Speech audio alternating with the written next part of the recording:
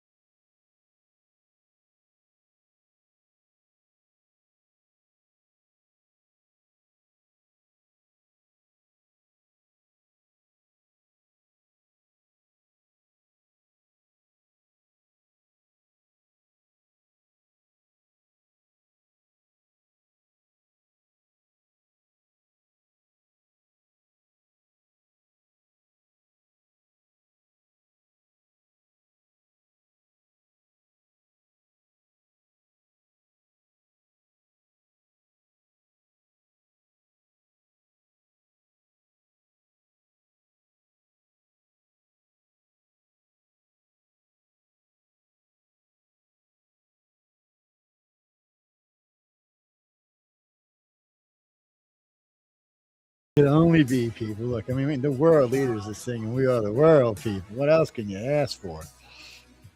Anyway, welcome to the chat, everybody.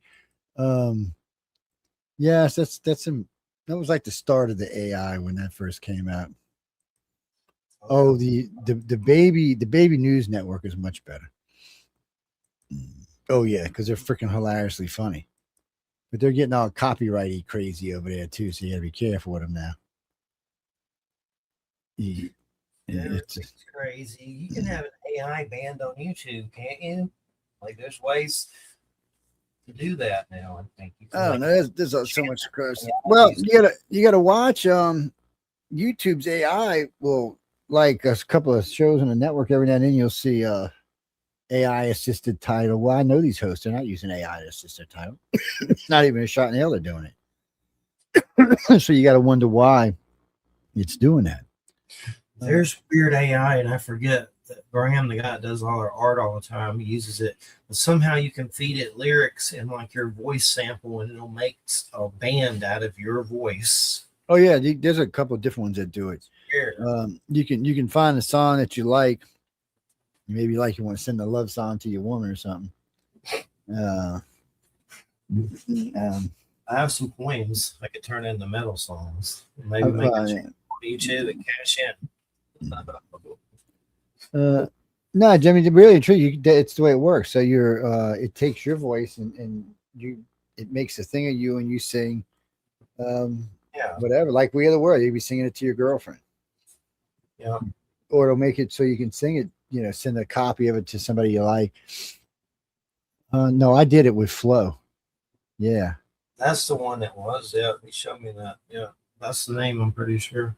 No, no, no, so Jack, the one I did, it's a Good Feeling. Oh yeah, it's me singing Good Feeling. Yeah. Whitey Tighty singing Good Feeling. It's it does it badass. I ain't gonna lie. One of my favorite things I got off of TikTok is when it turned me into a Viking and then turned me into a pirate and it turned me into a Jedi.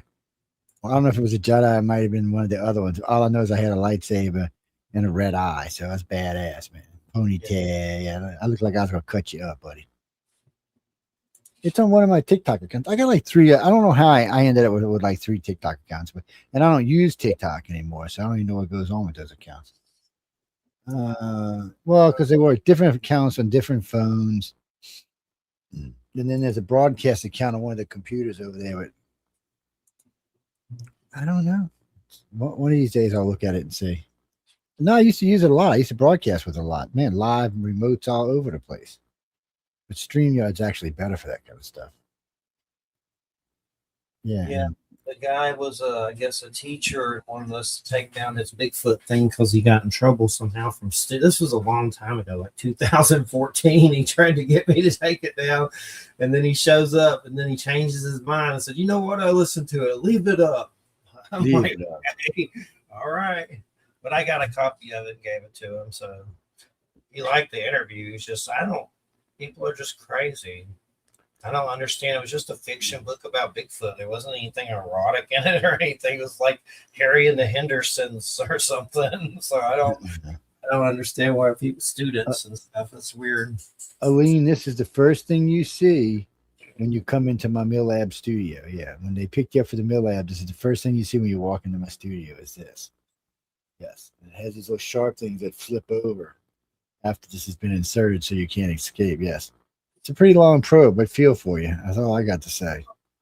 Does not look like it'd be pleasant, and it glows and vibrates. So I don't know what else the hell it does. That's nice. What's that? It sounds like a sex toy.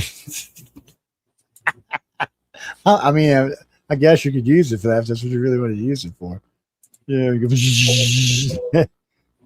Oh, what do you mean? Oh, you'll be making it. It'll do the sounds like it's fighting, and the old lady will be screaming. Okay, well. That's your fantasies. No, man. Why would you want a girl with 4 boobs? 3 would be way too many. 2's fine, man. No, we don't want those slide cops girls. No, 1 boob girls. That's one. Mark, 1 giant boob, really, dude. Come on. Get a grip. Whoever's sitting next to him, slap his dumb ass. It's No, Jeffrey's down in Florida. Well, right now I'm in Mississippi.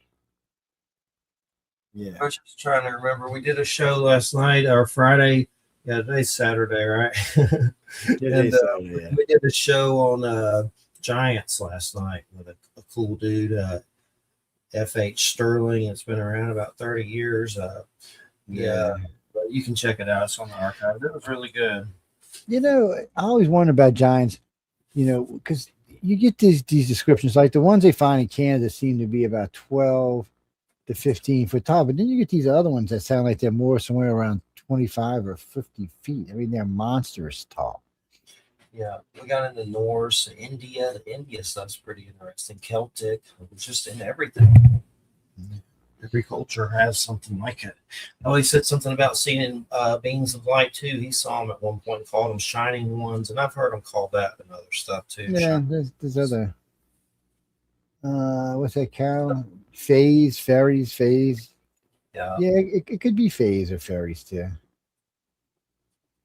Well, I mean, they could easily make you think they were a light beam as long as they're glowing and sparkling.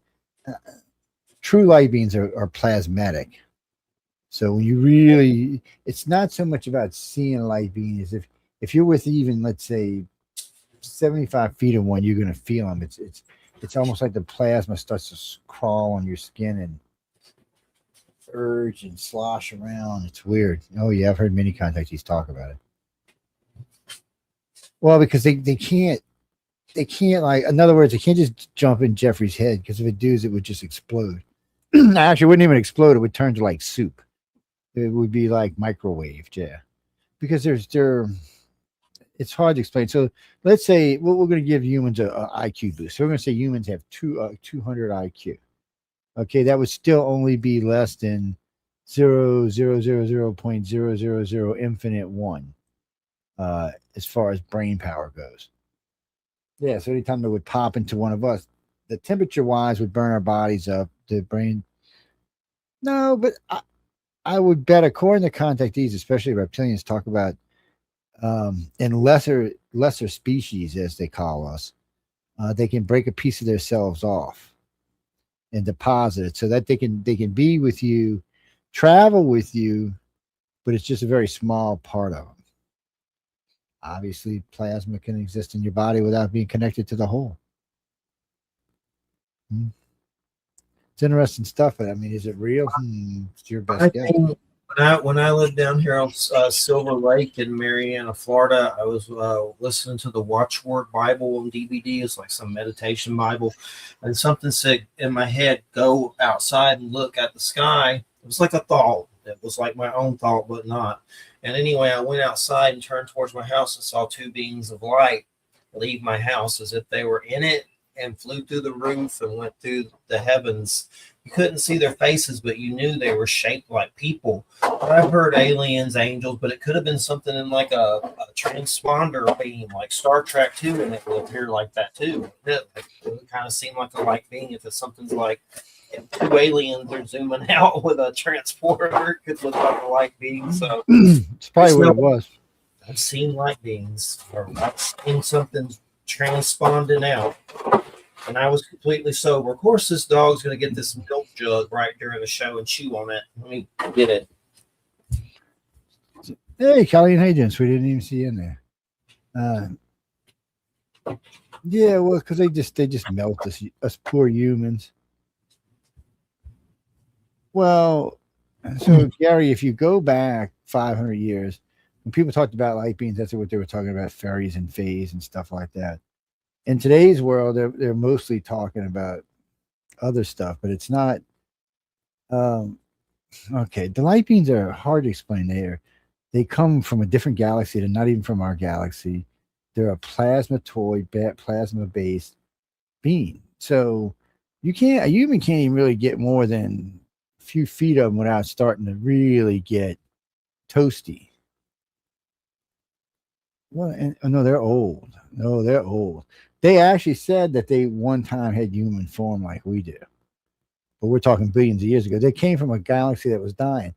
Now we know that the Milky Way is eating 12 other galaxies, six it's eating right now, including the Sagittarius galaxy. So it's easy. They might have came there, and they said when they came to this galaxy was ablaze in war, and they found the Greys and converted the Greys into the Galactic Police Force, and they created the Council.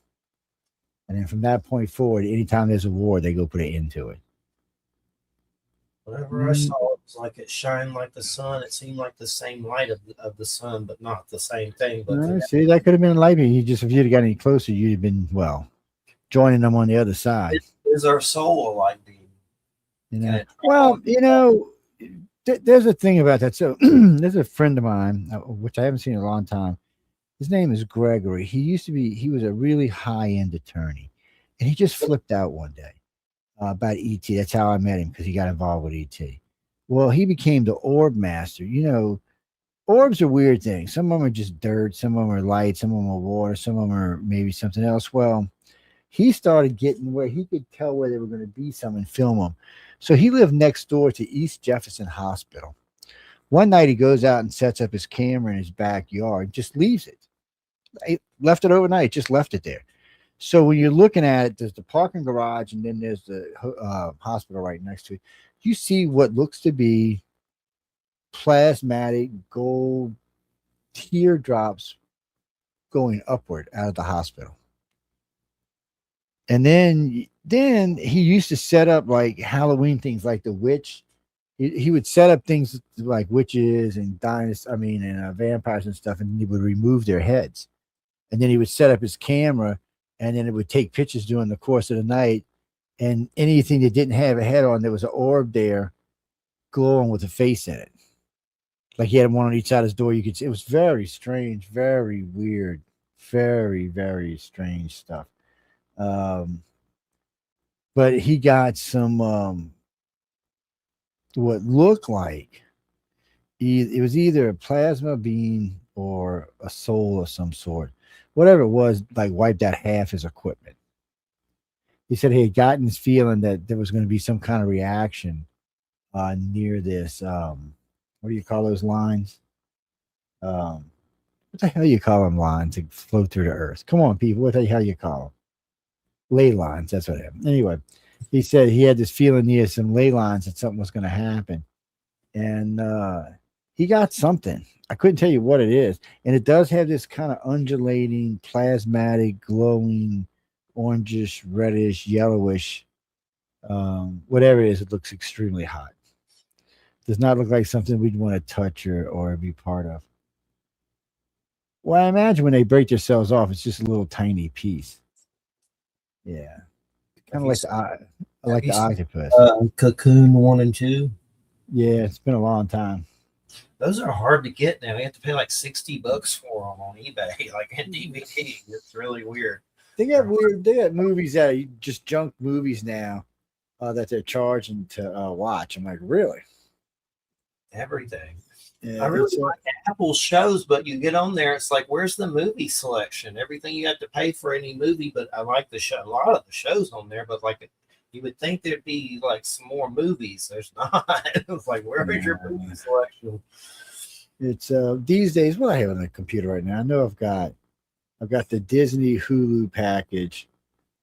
I took the ESPN off because I don't ever watch it anymore. I used to, but I don't anymore. So it's a waste of money. And then I have Netflix. I have Prime. I have what's the one? Paramount. That's the one with Star Trek on it. So I have that one. And I have a bunch of other stuff that came with, that I found on Roku and put on there. But as far as paying, I flip flop on HBO because I don't watch it all the time. I do that with Netflix sometimes too because it's like I watch everything there's to watch, and then I get a discount. I get a discount, Jeff, because I'm old. Yeah, they give me a discount. I started Landman with Billy Bob Thornton. Oh, is that you like it? You know what? I've been wanting to sit down and watch that for 2 years now, and I still haven't done it. It's I like Billy Bob. I don't like Billy Bob and everything. Don't get me wrong, but I do like him in some stuff, and he just looks like the kind of dick for this kind of movie. Normally, I like it, and he makes it for sure. And be careful. There's a lot of sexual situations. Well, that's nothing, But that's nothing for Billy Bob. Old Billy Bob. Well, it's funny you said that because anytime I recommend somebody watch Altered Carbon, I said, well, I'm gonna tell you what, don't watch it with your kids. There's a lot of sex and there's a lot of drugs. It's good. It's a lot of fun to watch. It's probably realistic for our future. It's near now sci-fi, but it ain't for your kids to watch. It's my first Tyler Sheridan show. I want to do Yellowstone at some point, but that's a big commitment. Maybe at some point. Yeah, I don't know, man. I've heard some mixed reviews about Yellowstone. I don't know if I can watch it. I mostly want to watch the older ones that are in like the Wild West, but I guess I can watch at any point. I think that's what happened with the remake of Battlestar Galactica.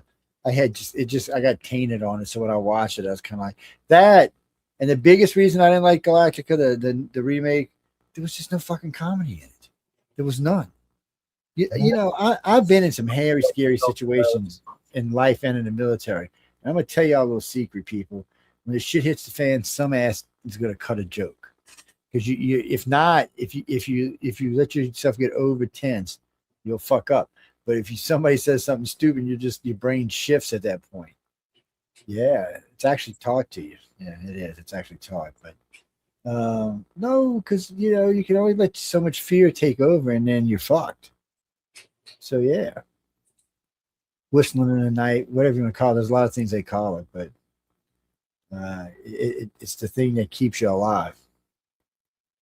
That's freaky. You get in some hairy, scary places, and you want to get all serious, but that's the problem. You're never going to be 100% serious. Yeah. Don't whistle in the night. We'll call up creatures. Now, if you're some kind of asshole, I know it does look like Jeffrey and I are in the same room. I know it's weird. You are. I know it's weird. It's weird. Yeah, that's his door right there. No, right there. That's his door right there. Yeah, it's weird. Very strange. Let me turn the water light on. On some alien TV show. That's right. Oh wait, it's going through his head, man. Oh shit! Oh no, it's cut his head off. JoJo and Jiffy. Somebody call me Jiffy today. JoJo and Jiffy. JoJo and Jiffy. Jack.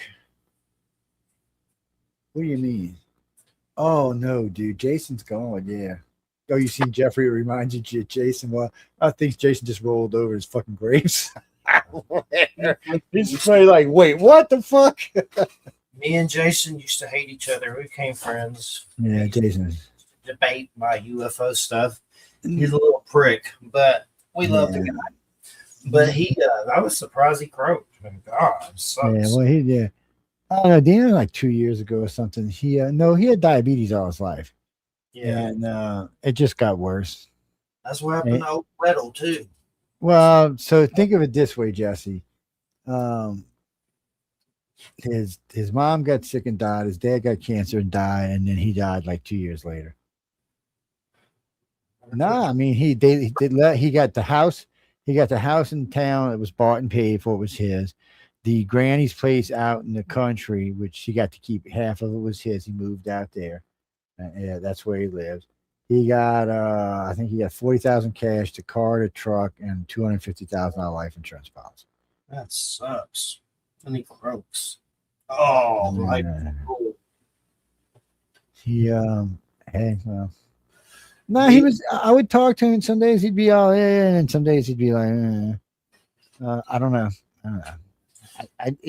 He's gone, and there's no way to find out. You know who you can talk to? You can talk to Joe Renard. Joe Renard was pretty tight with him. He could probably tell you. But we love you, Jason Wilson. Prepare a place for us. He's like, yeah, I'm gonna prepare for you, motherfuckers. We'll throw it down. No, Jay's probably in hell. He's a death. He might be a little baby somewhere on another planet. I miss him. Like going to conferences with him and stuff. He was always a blast. He's always fun to drag on a show. Well, no, sometimes we get on, and at the beginning of the show, I say, Jason, we're just not going to agree all night, right? He's like, yeah. So we would just take diametrically different sides, and we'd argue the whole show. And then somebody's like, and we left a mic on by accident one night. We're laughing and cutting up after the show, and you heard somebody go, well, what the fuck, man? I thought y'all were going to kill each other. Now y'all like best friends. I said, we are best friends. I said, we just like to fight. I said, he knows I'm right. Jared Jason, yeah, motherfucking my ass. But no, Jason and DeAndrew, for me, besides just being good friends, served a purpose. They kept me honest, and by keeping me honest, I kept the organization honest. Well, what I mean by that is it didn't allow me to go off in these crazy rant, because it was bad enough on projects I was working on, but it kept me from getting into these off the shelf, out of the way, weird ass projects. That's the only way I can put it. No, it's not like for lying or anything. No, well, the organization always had a shitload of integrity. It still does, but it's but it was easy to get caught up in this. And D wanted to make sure it didn't go to my head. Yeah, because man, at one point it was ridiculous how popular we were. Well, I tell this to people all the time when you get in ufology, don't get used to popularity, because it goes and comes. Hey, Joe, your last thing. I got one for you, Joe. John Vasquez, right? Remember Fortning and all that? Yeah, I remember John. I interviewed him, and I actually, at one point before he passed away, he called me on the phone at my house and said he was at a base somewhere, and I presume it was Fort Benning, but he says he thinks someone, or he said they did, poked him with a needle there. And then I don't know if that's what made him pass away or what, but he really told me that on the phone at one point. Like someone, I guess, like in a spy movie where they walk up and, I mean, it went one ear and out the other, but he did say that. It was really weird. That was a long time ago. Yeah, he was a strange character. He came on the show quite a few times, but he was it's like military. There was well, he was at there was an attack on the base where he was. Yeah, it was an alien attack on the base. Yeah, he was there for an alien attack. Like freaked out, like they were like cried for their moms and saw aliens and weirdness, like gray aliens. Sound like tripping, but I'm not. I forgot that name. Maybe they start tripping, or maybe psychedelic experiments or something. But I don't know. But something happened there for sure. Shit, Colleen, that's back when he was a babe. He was probably 18 when he started that name. Incident at Fort Benning. John Vasquez. Yeah, that's what it is. No, John was a regular guest on the network. He just like was Travis, anybody else.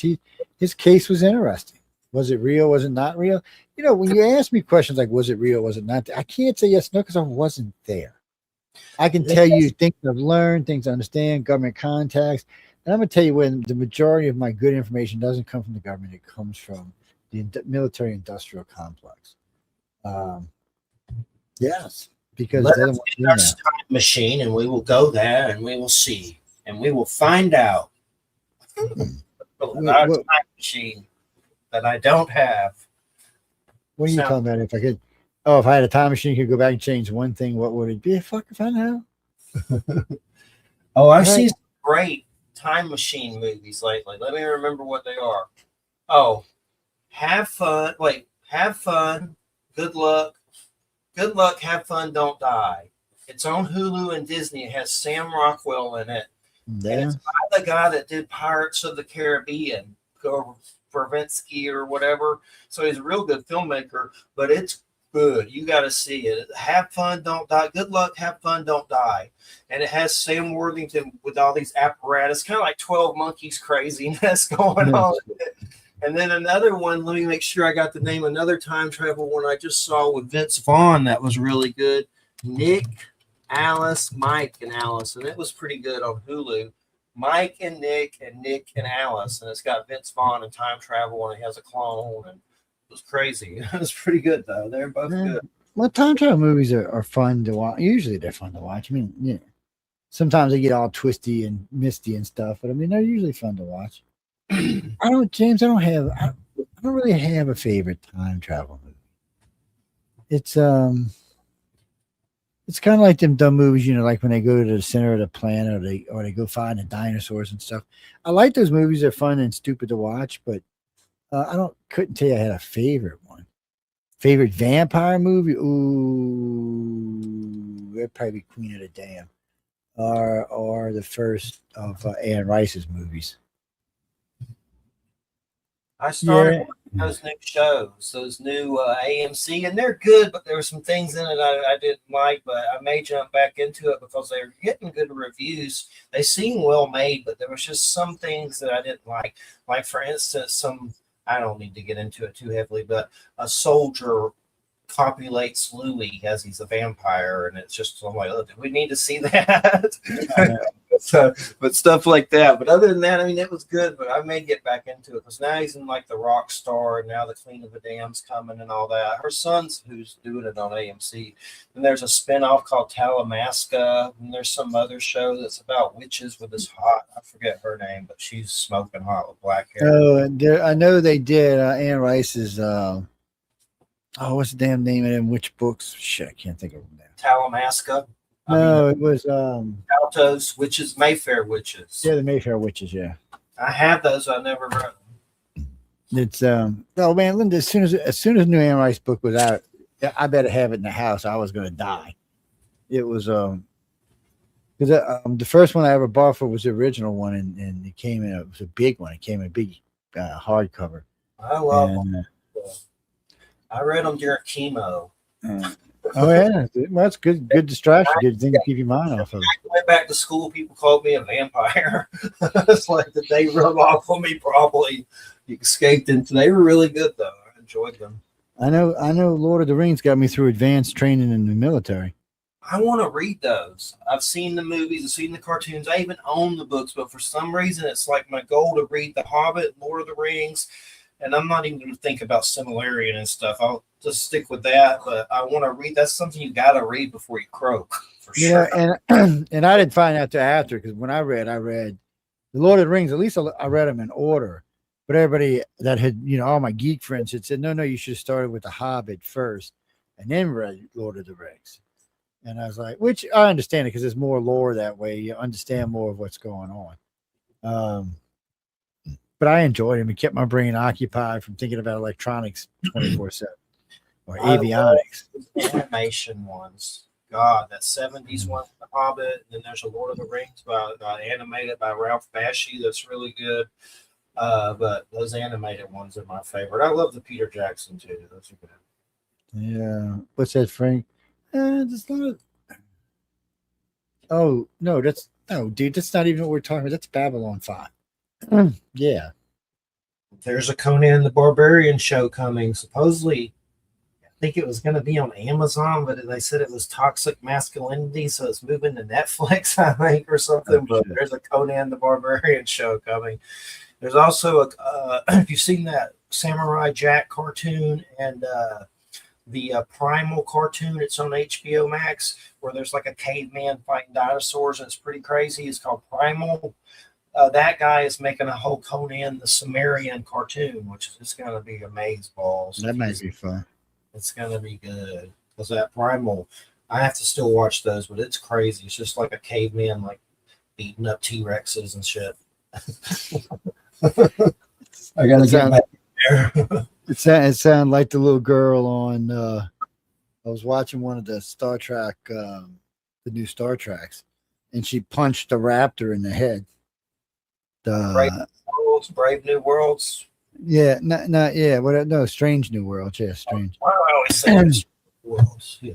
It's I can't watch the Academy. Well, I watched the first year of the Academy, and I'll probably watch the second year, but it's so woke, man. It makes me want to I puke. didn't like it. And I love Paul Giamatti and Holly Hunter, but I was just, ugh. I don't know, dude. It was something about the thing just left you with an upset stomach. Chris, I don't know. It was. I don't know. Now, they got the new next year. They got the new Highlander coming out with Superman. Was it Henry Cavill? Is that his name? He's going to be playing it. And yeah, he's also doing a Warhammer series that yeah, Marines in space and alien orcs and shit that's been around forever, role playing, but that's coming to Amazon. I hope it's really good. yeah, he's got some. There's a couple projects he's working on. The Strange New Worlds is out right now. That they're on episode 4, I think. So far, you want me? Do I have to be honest? No shit. I like the one with the dinosaurs. That was fun. The one where they're all tripping on LSD was a little weird, but it was fun. The black and white one Thursday night was interesting, but I don't know. If I'm gonna rate it 1 to 10, I'm gonna give it a so far season of 7.5. Yeah. Well, the end of this year and the beginning of next year is setting it up for Kirk to take over. Oh yeah, well they got a good thing rolling, so they're gonna bring Kirk over. I ain't seen that in forever. It's God, Shaka. That's what we need more of in this world. The first time Bigfoot. It's a Bigfoot, pretty much. Look at it. I haven't seen this thing in forever. Slee Stacks. Remember all that? Yeah.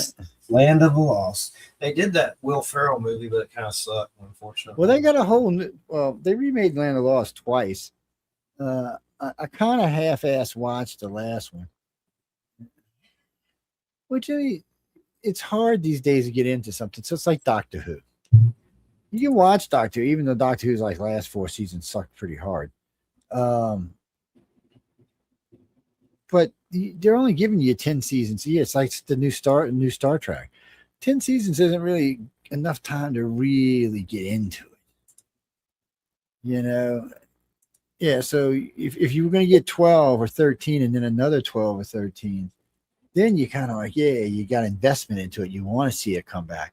When it's just 10 and they're all half-assed, people get to the point where they don't care. What do you mean? The girl, Jodie Whittaker, I like Jodie. I've seen Jodie in other stuff that I really liked her in. As Doctor Who, she sucked because it wasn't her fault. They just didn't write any episodes for her. Come on. Her first episode was a tooth fairy. Give me a fucking break. They're making a new Battlestar Galactica, aren't they? Yeah, that's what I heard.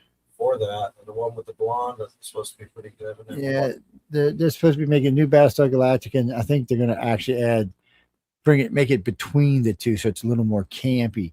Because what made the original popular was partly because it was goofy. So they want to kind of merge the drama with the goofiness. Making a new Stargate show on Amazon too, I think. Something like that. I know there's a new Stargate coming out. I don't know where it was getting made, but I know there's going to be a new one coming out. And it's not even a new one. It's a continuation of Stargate. It's not even supposed to be anything but a continuation of SG-1. I was commanded to watch The Expanse. I've never watched it. It's good. Expanse. Oh, you finally got to watch it? Yeah, Expanse is pretty good. I haven't yet. I tried at one point, but I want to try again. Someone else was telling me. So Expanse is listen. So Expanse is weird. Season 1 is a bit odd. It's got some good stuff in it. It's a little, but it kind of drudges in some places a little slow. Now, first thing you're going to see is Jane Holden's naked ass floating around in a spaceship when the gravity goes out and him and his girlfriend crash on the floor. That's in the very first episode. And it gets pretty heated because it really just starts out from episode 1 and never really slows down. Season 4 is kind of, but season 3 is a killer. There's a scene as this guy's approaching the alien thing they found. It's badass. You'll see. I'm gonna tell you about it because it's a badass scene.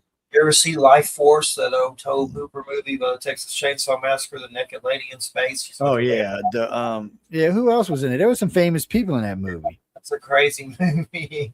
It's no Jack. She had virtually no dialogue. She was nude almost the entire movie. And even when they put clothes on her, when she went to go upload all the souls her people were taking, she got nude again. No DVD. No, she was hot. Yeah, she was worth watching nude. Yeah. It wasn't a horrible movie. It was just a weird movie. No, so it was space vampires. The astronauts found them and they brought them back, these 3. And they finally got out and got into London and just everybody in London started turning into vampires. And then they would explode and be sucked up to this ship in space. The girl was the queen, yeah. Guy that made Poltergeist and Texas Chainsaw Massacre. Yeah. No, the one woman he's talking about is the queen, and she had 2 servants with her. But one of the guys she met on Earth was going to take one of their places. Yeah. She got the hots for some human. Yeah. Most new movies suck now. I've been told I want to watch that Project Hail Mary. I was told that was good. I haven't seen it yet. But other than that, most things just aren't that great or appealing. I've heard people talk about Project Hail Mary a couple of times. I've heard good things. I've heard bad things. It's almost like everything these days is polarized. I don't understand it because a movie shouldn't be polarized. I mean, unless it's talking politics, but if it's not, it shouldn't be polarized. Jimmy Babylon. No, there's no new Babylon 5 that I know of. There is a new Serenity or a new Firefly, but it's going to be anime. Yeah. Yeah, there is some kind of Babylon 5 anime too, a animation movie or something they did eventually. And did the same thing. It was able to go over the top, make a big play on the Jacksonville Defender. What the hell you got on there? You're watching sports. Cut it off there. That Swingoolie show in the background and turn the volume down. What's that, Chase? No, Jay was getting probed when I talked to him earlier. Yeah, man. Sounded serious. It looked like he was crawling out of his skin last night, like he's an alien reptoid. I know, huh? Something about somebody bought a strap on or something. I told him I didn't want to know anymore after that. Yeah, I didn't know. Nah, it comes to a point where I don't need to. Hey, look, what you want to do with your thing is your business. It's not mine. That's all I got to say. No, I don't really care. That's your business. Do what? Is football season on? What is this? What is this? August? The Jaguars. It's the middle of August. Yeah, we could have preseason. Yeah, huh? post-game show. I was just surprised because that's Swahili supposed to come on MeTV, and it's like the Jaguars versus the Saints recap. So maybe it's something else. Oh, it's weird. Where are you at, Micah? Oh, you're in St. Augustine. No, Jeffrey's on the other side of the state from you. I'm in Florida. He's on the east. He's on the Gulf Coast. You're on the Atlantic coast. Here in Florida, the Republicans love us so much they cut the THC in the flower so it's not as potent. That's how much they love us. I don't know. We got Republicans and our THC's 30, man. That's what ours is. It used to be 86. They cut it. No, not in flour. 30 is about as high as you get in flour. It used to be when you get it, no. But when you get it in vapes or in wax or dabs, it can be up to 90. They did something to cut it because I talked to the dude at the store, but they did something. Yeah, they might be buying some cheap shit somewhere so they can charge you more and make more money. They up to something. I know that. They're always up to something here. No, a good chunk of the South has legal pot these days, yeah.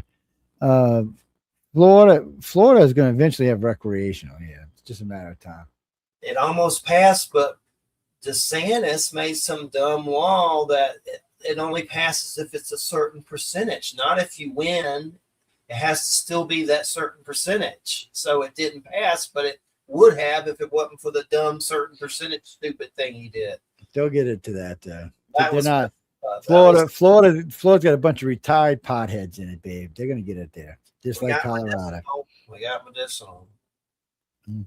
I'd rather be recreational. No, well, we don't have recreational either. We have just medical here. I have a card. It's not that hard to get, and they give you 3 ounces a month per person. It varies from state to state what you get, yeah. Now if it's recreation, it's different. Like in Colorado, you get 2 ounces a day. I don't know if there is a limit. There's limits here. They made that less too somehow.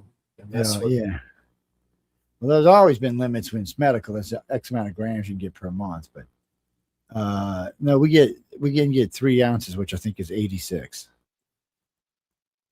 And now if we both got our card, then that's 6 ounces we can get a month. There's some crazy we call Alien Labs. It's like purple and stuff. I want to try it. Well, I'll tell you what, I had got some Brett Favre last week. It was good. And the terps in it was like 4.5. What is it right now? We're smoking Tropical Punch. It's THC's 31 and the terps in is about 3. It's pretty good. And it doesn't choke you. The Brett Favre choked the living shit out of it. What's that going on with the Willie Nelson liquid stuff everybody's freaking out about? I don't know. I heard something about that too. Now I don't know what it is though. I saw it all over Facebook. And I was like, is this even real?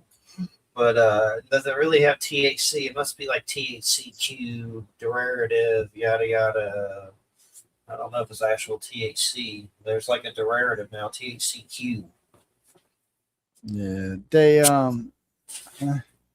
no, Jax. You gotta watch like all that stuff you see online being sold. It's Delta 8. It's not Delta 9. Yeah, that's like what THC 8 is. Like pretty much that kind of stuff. Yeah.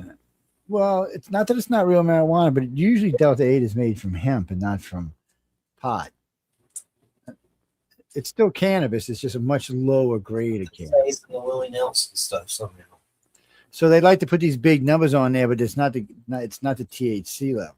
Now, if you read on it'll be like THC will be like 0.04 or some shit. Now they swear when you put a lighter to Delta 8 that it turns into real pot. I don't know. I don't think that's true, but I think it's bullshit.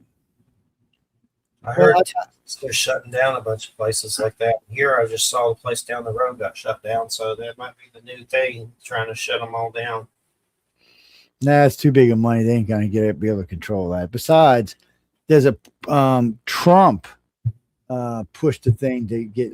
He's making. Remember, he's making it Schedule 3, not Schedule 1, which means that you won't even get in trouble for possession, even if you didn't have a card.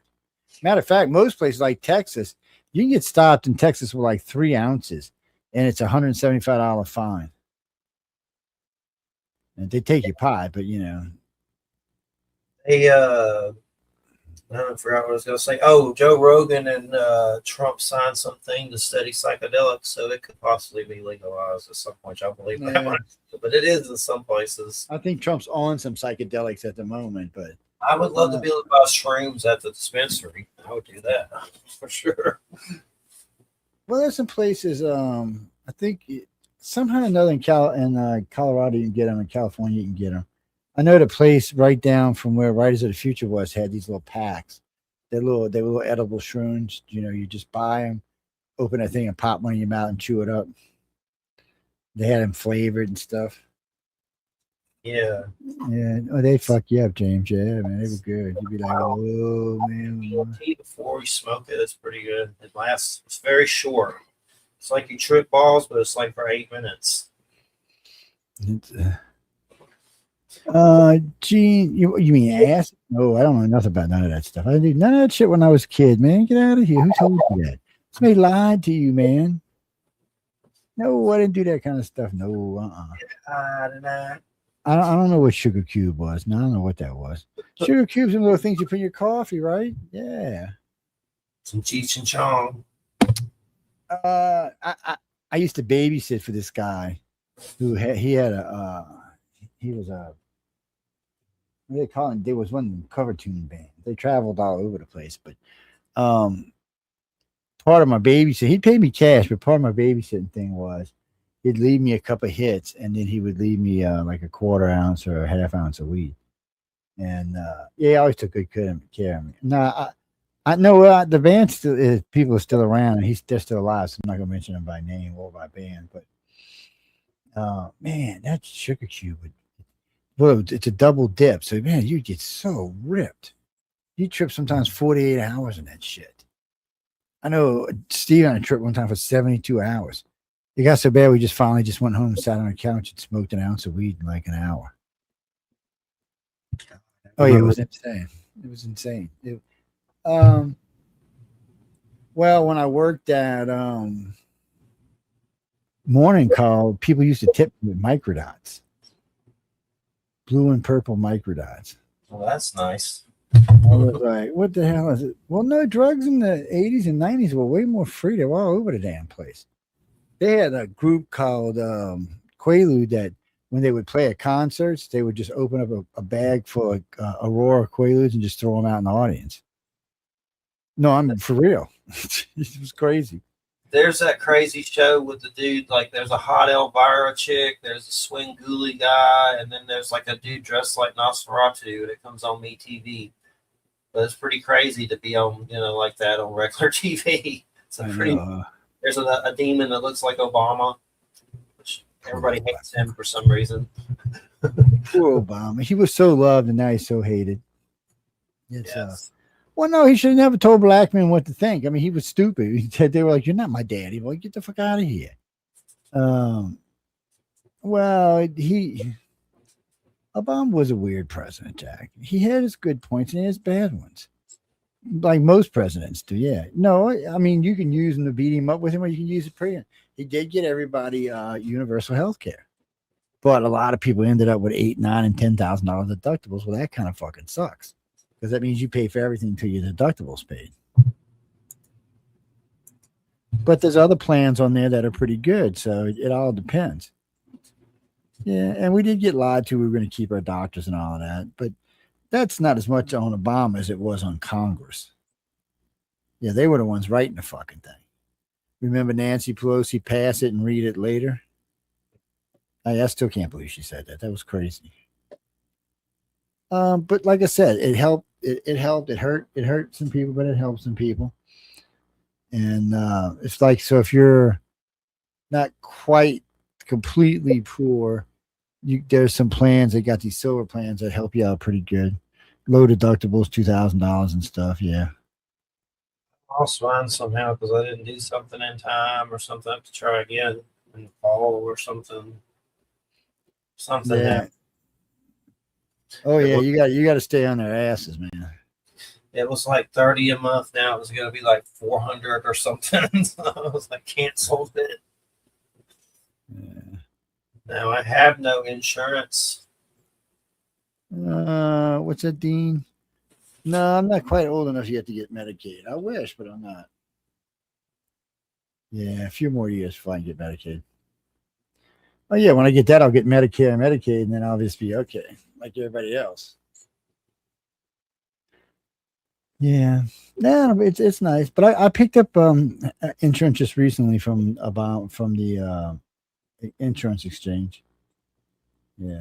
And then they tell me I have to get the policy, get it all hooked up, that in December they may be dropping that policy. I might have to find a different provider. I'm like, you gotta be fucking kidding me, right? So I guess I'll see the doctors a lot in the next 4 or 5 months. Have you seen anything about some ship being out in the ocean with all the soldiers going nuts and starving and weird stuff? I saw Oh, that was the USS Abraham Lincoln.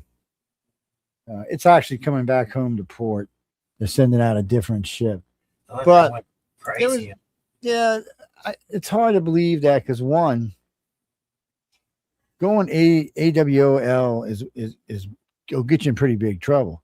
Going AWOL during wartime is treason. You go to prison for life. You can even be executed. Jumping ship. So you got to stop and think what these guys really doing is. And as far as food goes, I have never ever in my whole entire time in the Navy, knowing everybody in the Navy, I've ever heard about carriers ever having bad food on them, ever. Because you have to keep those guys' spirits up. It's like submarines. You have to keep their spirits up. And food is one of the things everybody looks forward to. So I have issues with that all the way around. But that Sean got mad when he heard it last night. He was like, "Come on, man, really?" I'm like, "Yeah, that's what they're saying." About the ship. And it's not that even that old of a ship. It's well, maybe there might be discipline problems, Bruce. They've been What is deployed for Sean's- 10 months. What's Sean's political thing? He seemed like he said something about his family usually votes Democrat, but does he still do that? No, he don't. No, he's definitely a righty. A Trump gooch. He's a righty tighty. And what Frankie? Hey, Kara, how you doing? No, I'm a centrist, Ken. I always will be. Yeah. No, I didn't start out as I started out as a Democrat. My family was a Republican. I was a Democrat.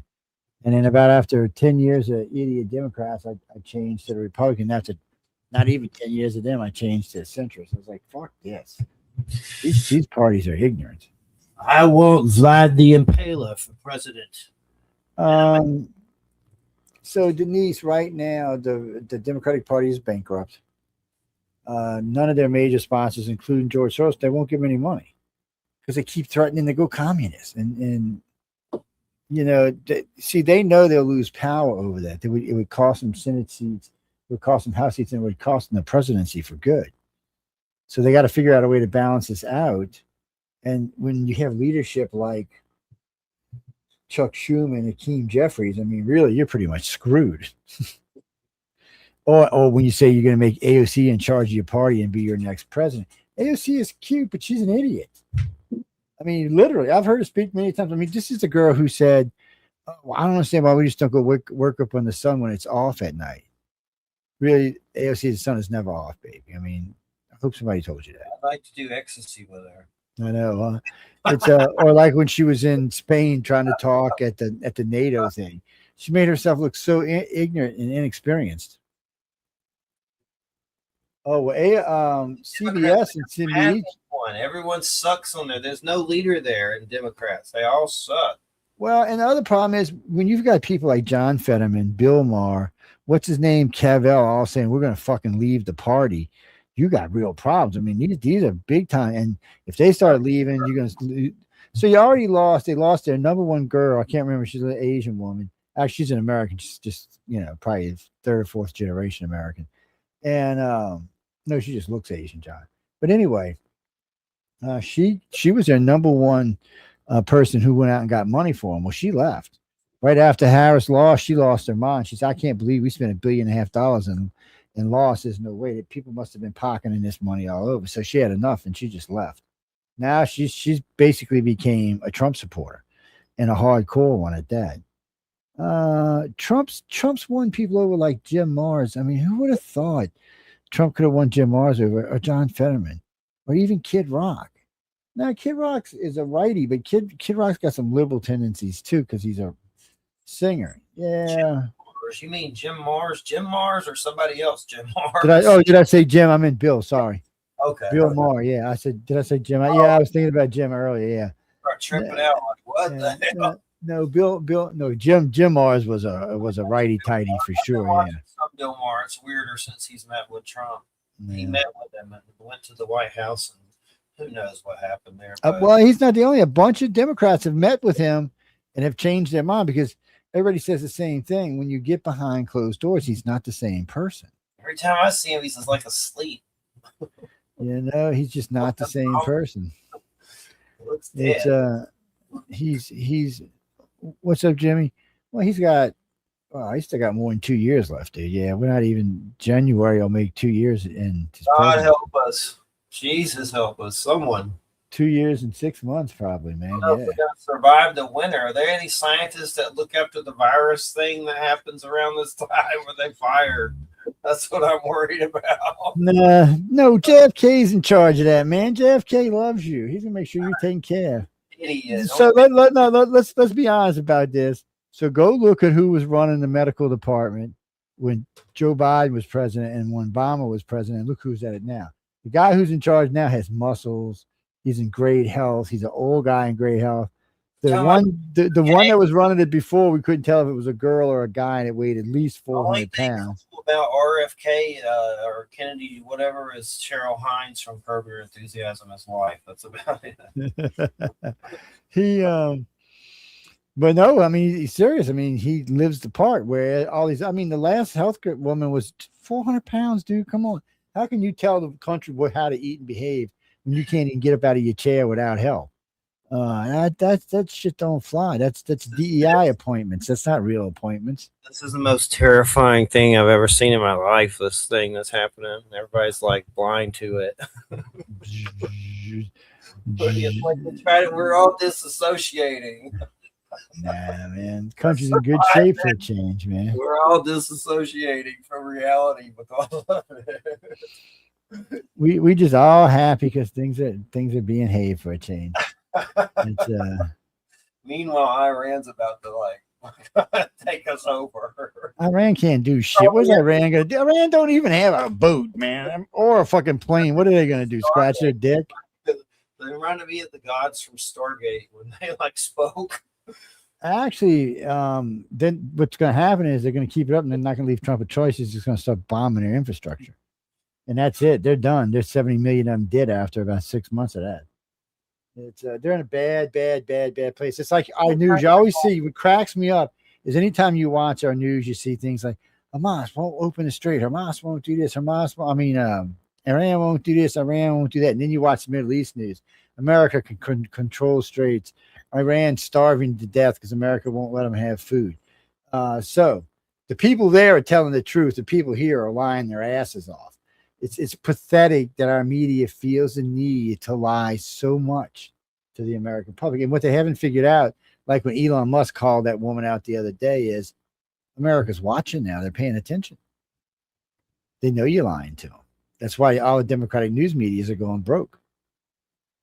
Because the old days when they all would put out the same story and put out the same lie are done. That shit ain't happening no more. Is there anybody sitting around going, I wish they'd bomb the shit out of Greenland? Those Viking son of a bitches. Let's just nuke them. Get them. No, well, unfortunately, we're not going to nuke Greenland. Personally, I say we should nuke Greenland and found out what that city under the ice was. But it's like a Twilight Zone episode. It's one thing. Trump will never nuke anybody, and you'd have to nuke us first. Now, you better hope nobody kills the bastard, because then we might nuke a bunch of people.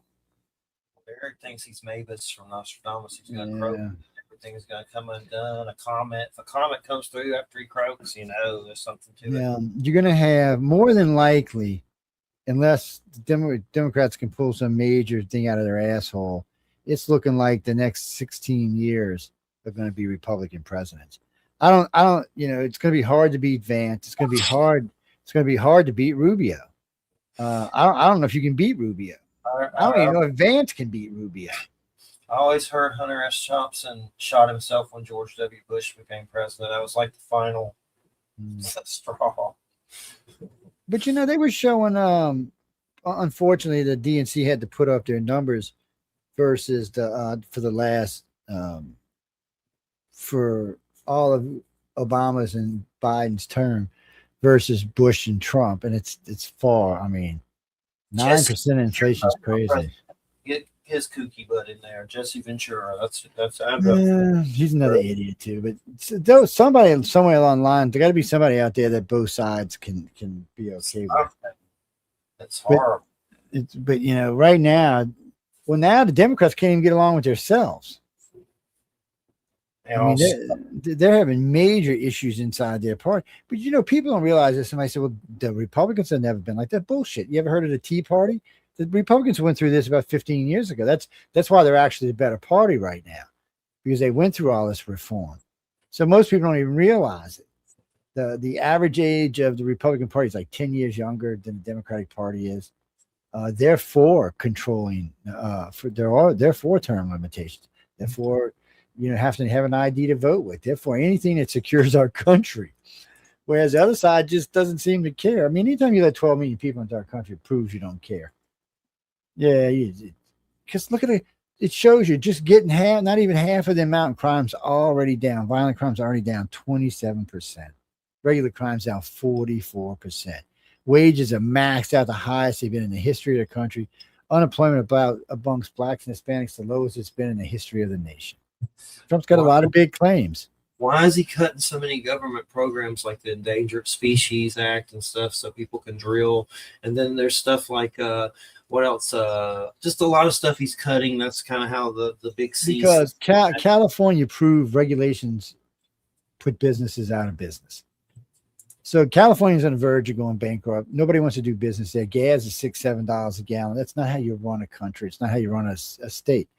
You open up exploration, you open up regulations, and then you follow up with what actually needs to be regulated and what doesn't. That's not how Democrats do business. They regulate everything, and then they actually add more regulations on top of those. You can't run a business like that. You can't explore. You can't do anything like that. California and New York proved that. Both of them are in dire shit. California technically is the 5th biggest economy in the world, but yet without money from America subsidizing it, it would be bankrupt. So me and you paid to keep California up there. Yeah. James, one thing we've learned from blue cities is the crime rates are higher, the job rates are lower, the people are sadder, and they're way less happy. And that's just their own statistics shows that. You don't even have to get into anybody else's. New Orleans and Katrina proved something, that if you get rid of the ghettos and you put in apartments and duplexes and stuff like that, and those apartments where they have businesses in them and stuff, it changes the layout of everything. People are happier. They're more successful. The kids aren't destroying, because all the new stuff they built in New Orleans when they got rid of the ghettos were, you can't, one time, you get caught putting graffiti one time, that's it. If you get caught again, you're out completely, and you can't get back in any of their properties that the city owns. And then they give vouchers for people to go live in the suburbs. They've changed the way they do it. So they've done away with the ghetto.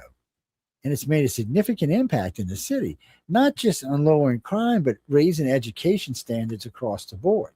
Because now these kids are living with people they want to compete with instead of go out and just get high.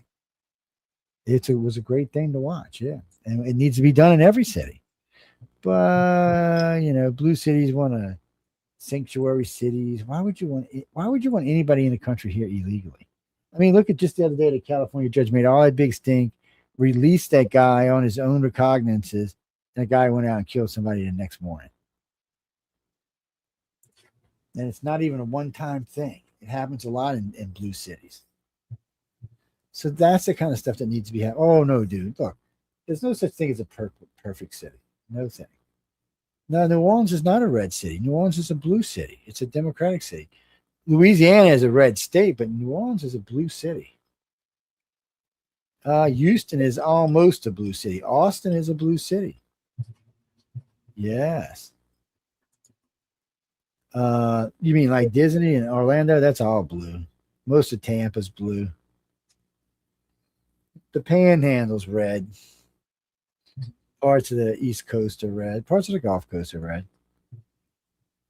Dade County, which is Miami, that's blue. Yeah. Well, you can just tell by the areas. That's all. It's true that the blue cities have bigger populations, but it's also true that they have ghettos that have been there for 100 years that should have been torn down 100 years ago. All the cities doing away with them are having much better times because they're doing it right. And it also takes some people out and puts them out in apartments, diversifies everybody. It keeps the gang rates down because suburbs are not going to put up with gangs and violence and apartment complexes and stuff. It's just not going to happen. I don't give a fuck what color they are. Blue, red, doesn't matter to me. As long as they do a good job. I voted for Obama. And I can tell you, I haven't voted for Trump once out of 3 times. I like Trump for a lot of things, but I didn't vote for him. I didn't vote for Hillary either because she was actually worse than Trump. Yeah, and Kamala, come on. I'd as soon vote for my fucking chihuahua as vote for Kamala. Jesus, we'd already been nuked with her in office. My biggest bitch with her was not anything else, the fact that she wasn't elected to the position. She was appointed, which technically in this country is illegal. If she would have won, they would challenge every decision she made. And you could tell she wasn't going to get the House and the Senate even if she won. Should have been lame duck from day one.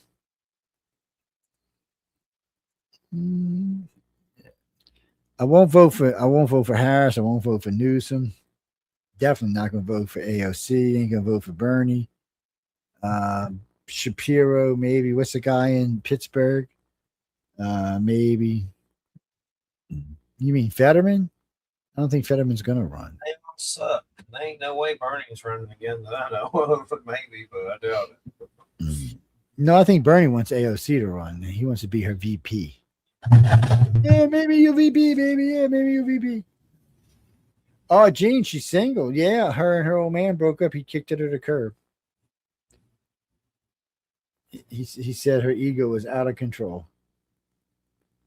She had a fiance, yeah. They no more shit out there. That's what he said. AOC did? Her fiance kicked her to the curb. Got the probing in the ass. What do you mean? I don't know. Jeff lives in Florida. What does Florida have like its own best sandwich? New Orleans has all kind of good sandwiches, but Florida, I don't know if Florida has a good. I'd have to look it up and see. Yeah. You know, when we do the best top 50 list, I don't really never see anything out of Florida. They got nasty food. There's good food, but I don't know about what you're talking about. Well, no, see, they got these lists. Every state has a sandwich that it's famous for, or it makes a good sandwich, or the top 50 best sandwiches around the world, or best. We did the top 50 best cuisines just recently. They got some good shit out there.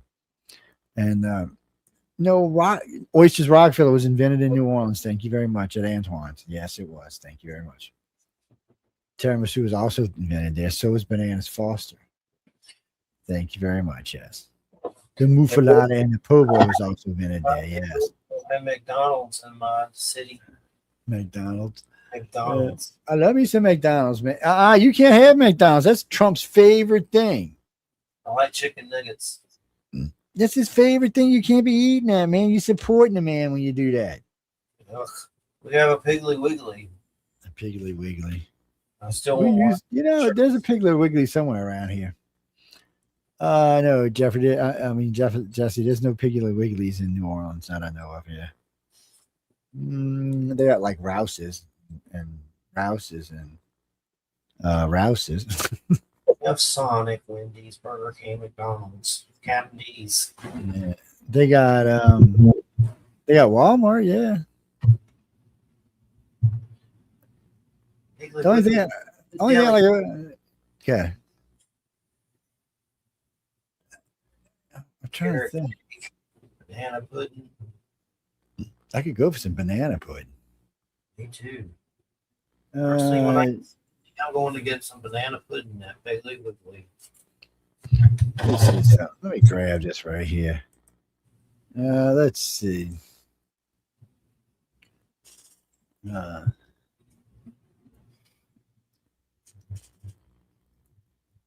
Let me see. There we go. Let's see. I'll be back in like 2 minutes or 1 Yeah, minute. gotta take your time. I'm just looking this up right quick. Let's see. What Jesse? No, I don't know where Sean is. I know where Jay is. I don't know where Sean is. You'd have to ask him. Yeah.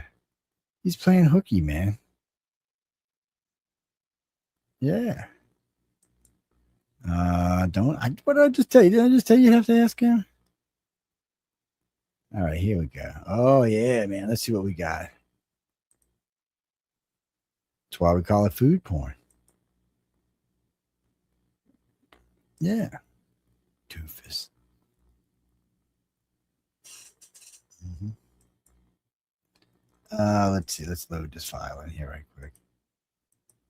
All righty. Whoa, somebody put their eyeball on my screen. That was weird. Yeah, it's We Are the World, yeah. All right, here we go. Alabama pulled chicken with white sauce. Some big ass pickles on that damn thing. So is these little strings to chicken, or is it like a relish, or is this? It looks like there's some relish or something in there. No, this is the signature sandwich for each state. Yeah, so this is Alabama pulled chicken with white sauce. I don't know. It doesn't look too bad. Probably give you indigestion though. Let's see. Let's see. Is what makes the state's barbecue culture so distinctive, made with mayonnaise, vinegar, apple juice, horseradish. The same with Big Bob Gibson in Decatur in 1925. So that's it right there. That's Alabama sandwich. Aren't you from Alabama, man? Pulled chicken with white sauce. Me? Yeah. Georgia. No, Georgia. Never mind. I just realized when I said it. All right, here we go. Alaska. Their sandwich is a halibut. Ew. It looks like it's some chilies on it or something, though. Yeah, it's hot. I don't know. It doesn't look horrible. Let me see how it's coming across on the screen. I'll eat it. What's that, Jack? Well, I'm not a huge fan of halibut. I'm not anti-halibut, if that's what you're asking. No, let's see. Got a super canton down the street that's got orange chicken and the crab rangoons and stuff. The cheese. Oh, what it did? It closed the thing on me, son of a biscuit eater. Oh. I didn't realize it did that. It closed the gate. I need some Graham biscuits. Hold on, let me pull this back up here. Where were we? We were on Alaska. All right, who's next? Arizona Navajo taco. That looks nasty. Yeah, that's like no disrespect to the Navajo, but need some guacamole or something. It needs something. I hope this pita bread's good. Is it fry bread? I think that's what it is, yeah. I'd eat it, but I'm gonna have to have something else. Yeah, I think I would too. Let's see. Okay, what's next? I've already been there. Oh, that Sam Elliott's in Landman season 2, so I'm looking forward to that. That's gonna be good. That's cool. Those two together. Why is this thing skipping like this? Stop it. Fried bologna sandwich. Oh yeah, okay, what's next? Yeah, I just keep skipping. Arkansas, huh? I like fried bologna. I can eat. Yeah, I can eat fried bologna. Yeah, I like it a little thicker pieces than that, but I can eat fried bologna. I can eat spam too, so I better not say nothing else. I like it thick. Ooh, French dip, California French dip. What the fuck does it mean, good California? If it comes from California, probably make it worse. Beef. It's I like Joe Brady's. What is it? The corned beef and hash sandwich thing. Ooh, corned beef and hash is good. Oh, yeah, the corned beef is corned beef, like a grilled cheese with corned beef and stuff on it. Onion rings. Oh my lord. Well, see, down here, my French dip is prime rib. Yeah, it's not regular roast beef. It's prime rib. That's what makes it taste better. Yeah, they're good. I could go for one of those, though, man. Get some food sponsors up in here. Samples. Okay, where's this at? Let's see. Whoops, come on. This thing is so jumpy tonight for some reason. Good egg sandwich. A scrambled egg. Oh, Lord. I need that right now. Come on, thing. Go to the destination. This thing's being a pain in the ass. A spoonful of peanut butter and a little glass of milk. It's like my weird ritual late at night. Oh, so this is an egg sandwich? This Denver sandwich? Oh, it's good. I like Jiffy. It looks like a burrito on a sandwich. Yeah, that's weird. Okay, that's a little weird. Connecticut, the grinder. What is this? That looks like pepperoni and ham and some type of cheese. Yeah. I've been down that road. The hoagie sub and the grinder. There you go. Just says Italian style cold cuts. I'll do it. Yeah, I think I could eat that too. The Bobby. Oh, I don't know if I can eat anything called Bobby, man. That's I don't have to think about that. What is this? The Bobby. That's like one of them Soprano sandwiches. So it's it's leftover roast beef. I mean leftover turkey and stuffing. Gabagool. I don't know if I know leftover turkey and stuffing, man. I mean, at home I can see that, but buying that as a sandwich, I don't know how to think about it. Oh, there you go. There's Florida sandwiches right there. I should have known it was going to be. Yeah, that sounds about right. Yeah, I should have known it. Cubans are good. I ain't hating them Cubans. Got to get rid of them damn pickles. But other than that, my relative's Cuban. He's in the house near me. He's cool. He's a coach. Jack, if you don't like mustard, you don't eat a Cuban, okay? Because that's what it has on it. Mustard, pickles, and something else, and the meat. Oh, it's good. I love them. It's just they squish them down. The bread's nice and crunchy. For some reason, it makes me want deviled eggs. I don't know why it makes you want deviled eggs. That's just fucked up. Yeah, don't ask me why Jay wants deviled eggs. I like that. All right. Oh, there you go. There's nasty Georgia. Michael Carter loves deviled eggs. Only Georgia would think of pimento cheese as a sandwich. That's weird. I've had that. I don't know if I like it. I don't think I really liked it. I've eaten it myself, but I really don't think I liked it. I'm not feeling no love towards it. Oh, here we go. Hawaii. Ooh, some pretty pork. That looks like what porks I like the drink. What do you call that? That salad that you get like at the chicken places and all. Roast beef. Breaded beef. It's got cabbage in it. Corned beef and cabbage. No. So shit. It's like if you go to KFC or somewhere and you get like mashed potatoes, coleslaw. It looks like coleslaw on top of it. Looks good. It might be good. It's hard to say until you taste it. Making me hungry. You're either gonna like the flavors or not. A Kansas burnt-in sandwich. Oh wait, we passed up a P&J. What else did we pass up? I like peanut butter and jellies now. Damn, we passed up a couple of things. What the hell? Look, thing, behave yourself. Ooh, what's that bacon? I don't know. I'm trying to get back up to the top, but it won't let me go. A lobster roll. Okay, we were somewhere up here. There we were. A fancy peanut butter and jelly there. All right, there we go. Peanut butter and jelly, Idaho peanut butter, and a huckleberry jam. Peanut butter and huckleberry jam. I don't think I've ever eaten huckleberry jam. What the hell's a huckleberry? I've heard of them. I've never eaten. Italian beef, huh? It's like a beef stew sandwich. All right, what the hell? Hot brown. I remember going to Shoney's and getting the breakfast bar in the morning. Oh my goodness. I need that. Why does this thing keep doing this? This is a fucking pain in the ass. The big boy. The Shoney's big boy. Signature sandwich, a muffalade. A muffalata, muffalata, muffalata. It's not exactly what they look like. They're close enough.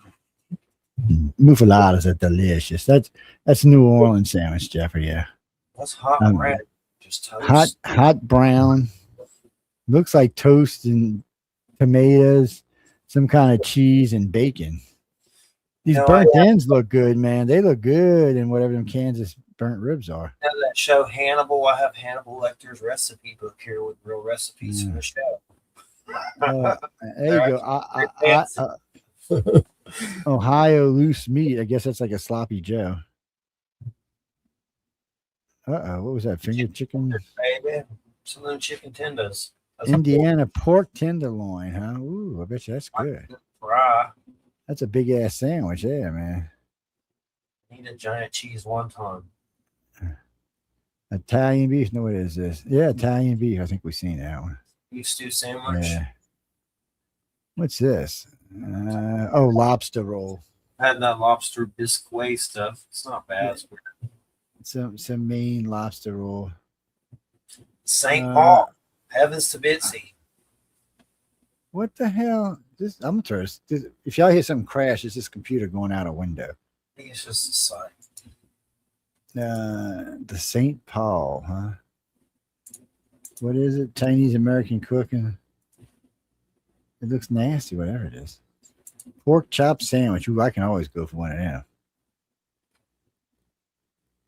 I've never had that sandwich. It's a cheese Frenchie. What is a cheese Frenchie? Sounds like one of those Fargo It's things. a cheese Frenchie, man. Oh no, Yeah. bro. But It's a I'll do it. it's a cheese Frenchie. Let me see. Hold on a second here. I gotta move something around right quick. Get off that crazy site. I know it's making me hungry. I know. It's all Heidi's fault, man. They got some good looking sandwiches on here though. Eat something. I had a spoonful of peanut butter on there. I was eating a chicken salad sandwich just before I came back off the other show. I got some. But this done made me hungry again. Have some deviled egg potato salad. I'm afraid to eat. That may be old. I know. Yeah. Well, don't eat it if you think it's bad because it'll kill your ass. Especially now that Kennedy's in charge. Get the lettuce. Get the diarrhea lettuce. Think of it this way. He's already outlived his uncles, his brothers, and his dad and his grandfather. He's going to regulate raccoon meat. Well, like a patty melt. Ooh, a patty melt. Yeah, look at that. Nevada, huh? Mayo on there. Ooh, give me some patty melt. Waffle House mayo packet. Oh, I thought there was a dog. Oh, man, I'd go for patty melt. That look good. New Hampshire steak and cheese. I don't know. That should look good, but I'm not sure. That doesn't look all that good. It's not off a sci-fi movie, but I'd eat it. Yeah, well, I'll probably eat it, but I mean, it just doesn't look all that good. Pork roll. I don't know. This looks like this could give you some kind of disease. Venom from Spider-Man. Yeah, it looks nasty. Whatever. I think I might have pass on this one. It's from New Jersey. I don't think you should eat anything from New Jersey. Let's be honest. You know, I tell you what. There was a place we stopped. I was doing a lecture in New Jersey, and we had driven up there, and we had this beautiful restaurant. Place was packed. Food looked fabulous. Comes out to the table, looked and smelled. It was the worst tasting food I've ever ate in my entire life. I was just stunned at how poorly it was cooked. And I try not to judge food by New Orleans when I'm traveling. That bologna. Let's see. Vermont famous extra sharp cheddar cheese. Ooh, I could eat that. Bernie Sanders sandwich. But that's New Hampshire, I think. That's a Mr. Magoo sandwich, man. Oh. Polish boy. I'm just gonna let that pass. There's something I could say about that, but I'm gonna let it pass. What the hell does this say? Fleechcoochie. I don't even know. I'm not even going to try to say that. Fleechcoochie. That's what it looks like. Fleech coochie. That's exactly what it looks like. Rammstein song. Oh, man. Rammstein song. Oh, man. It's not cooked flea coochie, people. Calm down. Oh my. A flour burger. So this burger's made out of flour. That just sounds disgusting. What's that even mean? It's like in the burger. It's flour. The burger is just fried flour. I need them onion rings, so I'll do that. Might be They good. just add a bunch of flour to the beef, is what they do. Put an onion ring. That's what we got here. Fried onion burger. Ooh, man. See, normally I'd want to eat that, but I got acid reflux right now. They're in the Great Depression. This damn thing just likes jumping around. Fluff. Fluff nutter. Come, wait a minute. I got to come back to that. Okay. Crab cake sandwich, Maryland. Yeah, I've done spots. Look good. So Massachusetts has a fluff nutter. It's like a s'more. Who comes up with these names? You know, there's a lot of ways I could go with just fluff nutter. I'm gonna try to behave myself. That peanut butter sandwich. It is a peanut butter sandwich. Let's see. White marshmallow. That's weird. I might do it late at night with a white Russian or something. Huh? It's peanut butter and marshmallow. it's like what? Michigan pastry pies. Well, this is just a meat pie.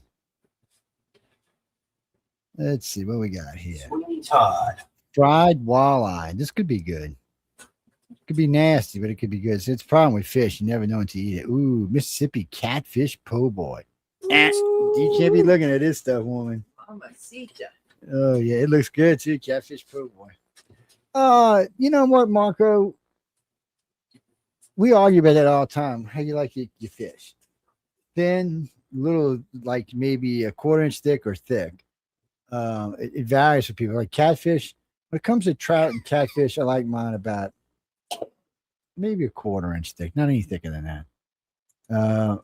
Too thin, it just becomes like a piece of crust. Yeah. Well, Sam, my stepson, cooks. He was cooking. They were out fishing one afternoon, catching specks out in my backyard, and they had them in a frying pan that next day, and they were really, really good. Soaked them in a little milk, added just a little light seasoning to them. Not killing me. The trout was good, man. It was good stuff. So that's Mississippi. What we got here? The St. Paul. What the hell is a St. Paul? This looks nasty. Chinese American. Oh, I think we've seen this. And this is the flour hamburger one stretched out. Yeah. The pork chop sandwich, the Frenchy. Yeah, we've seen these. The patty melty. There's a place in Panama City Beach called Shuckums. Oh my God, it's making me think of that. It's so good, shrimp. Yes. It's killing me. Let's see. Where were we at on here? Let's see. Louisiana was the muffalata. The muffalata. And it was Central Grocery. I think it should have been a roast beef po' boy, a dripping, soaking, sloppy roast beef po' boy is what I think it should have been. But that's just me, people. That's just me. Okay, where are we? Let's see.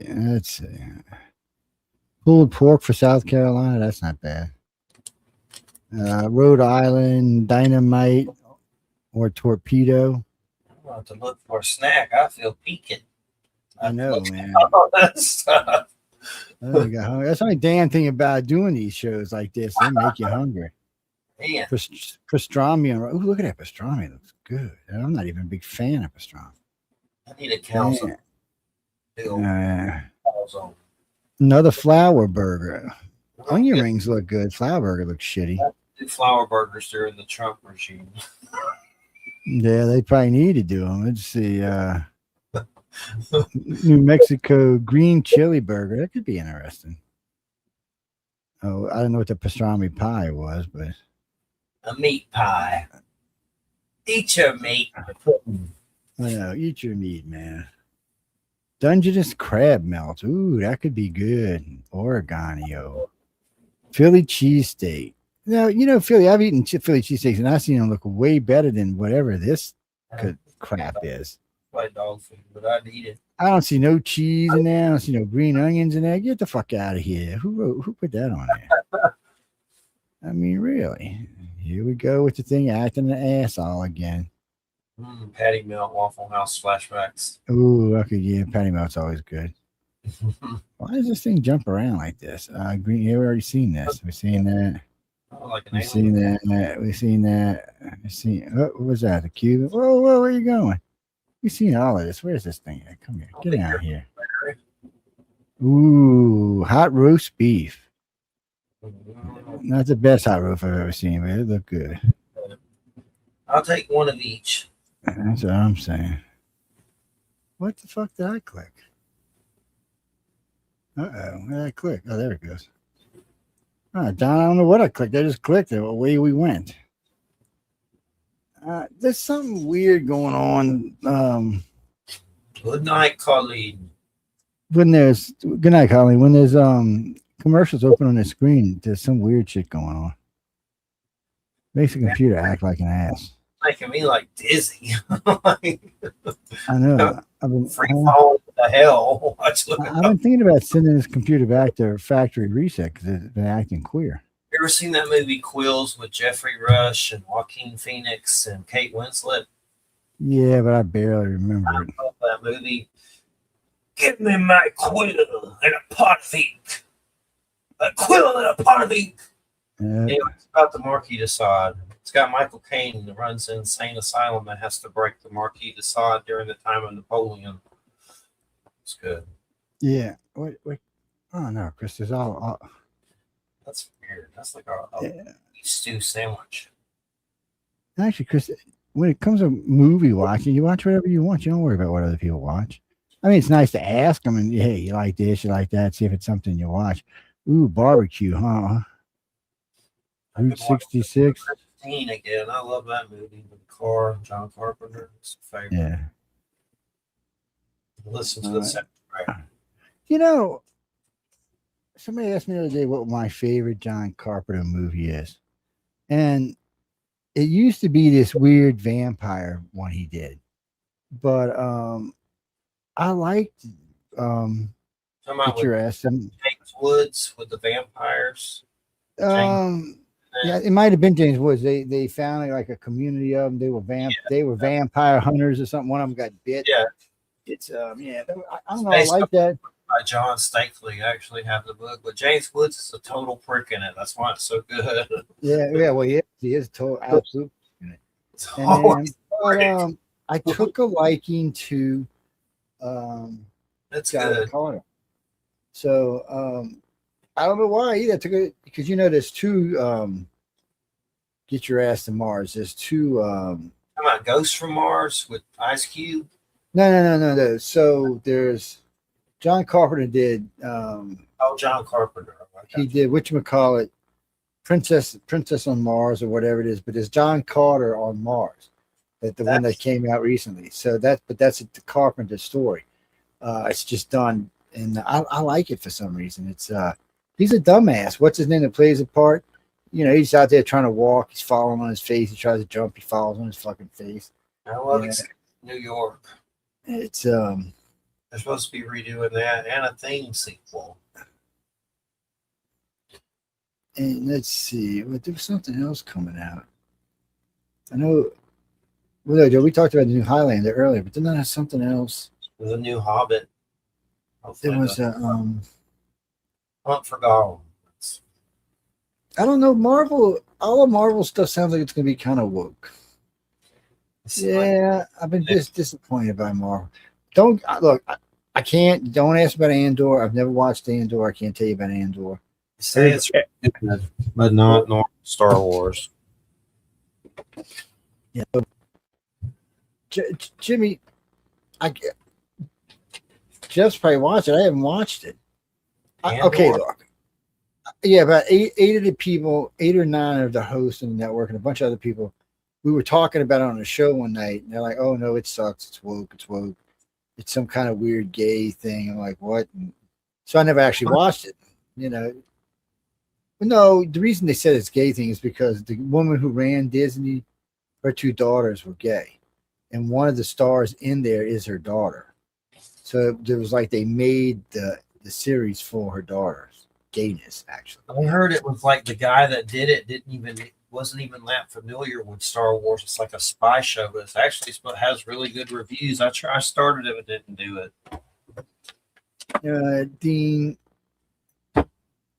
No, I watched all the rest of the series, and I'm waiting on, what is it, Choker to come out. They're going to be a season 2. As far as I know, there's not going to be a season 2 of Obi-Wan Kenobi.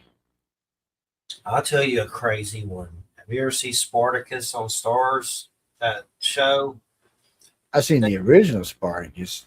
That's the one with like Hester. Blood and guts, or whatever it's called.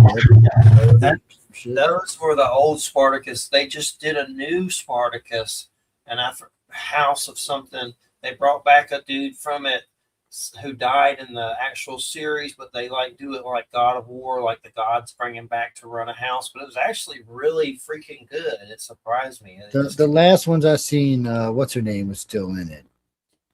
Hercules' girlfriend. This one has women in the gladiator pit. Lisa Lovelace, she was still in it. This dude takes 2 dwarfs and throws them on spikes in the gladiator pit. Mm. It's like throwing dwarfs. No disrespect to dwarfs, but they're mean dwarfs. And her husband, what else did he play in? Some weird sci-fi. What are you talking about, Crackerhead? My favorite sci-fi movie. I don't have to say favorite sci-fi. I don't really have a favorite movie. I just like movies in general. Yeah, no, I just enjoy them. Finally. Yeah, no, I enjoy different ones like that. It's always a lot of fun. Let me see. What the hell? No, we finished that. That's shit. Get out of there. Oh, we're just like looking at food, starving to death, and like we're like at a concentration. I know, man. See, that come in on a food porn segment? On the end of a food porn segment, actually. Sweet potato. It's we was just wrapping up. Yeah, we had to give it up because it was killing us. We was just too hungry. I've had this weird thing for breakfast cereal lately, like Frosted Flakes and bananas and golden honey oats, cinnamon toast oats. It's like I'm 8 years old. What's weird about cereal and bananas, though? We did that when we were kids. Yes, if cereal was soup. I think it is. Soup. I don't know. We've always got fruit in our cereal, so I don't see no problem with that.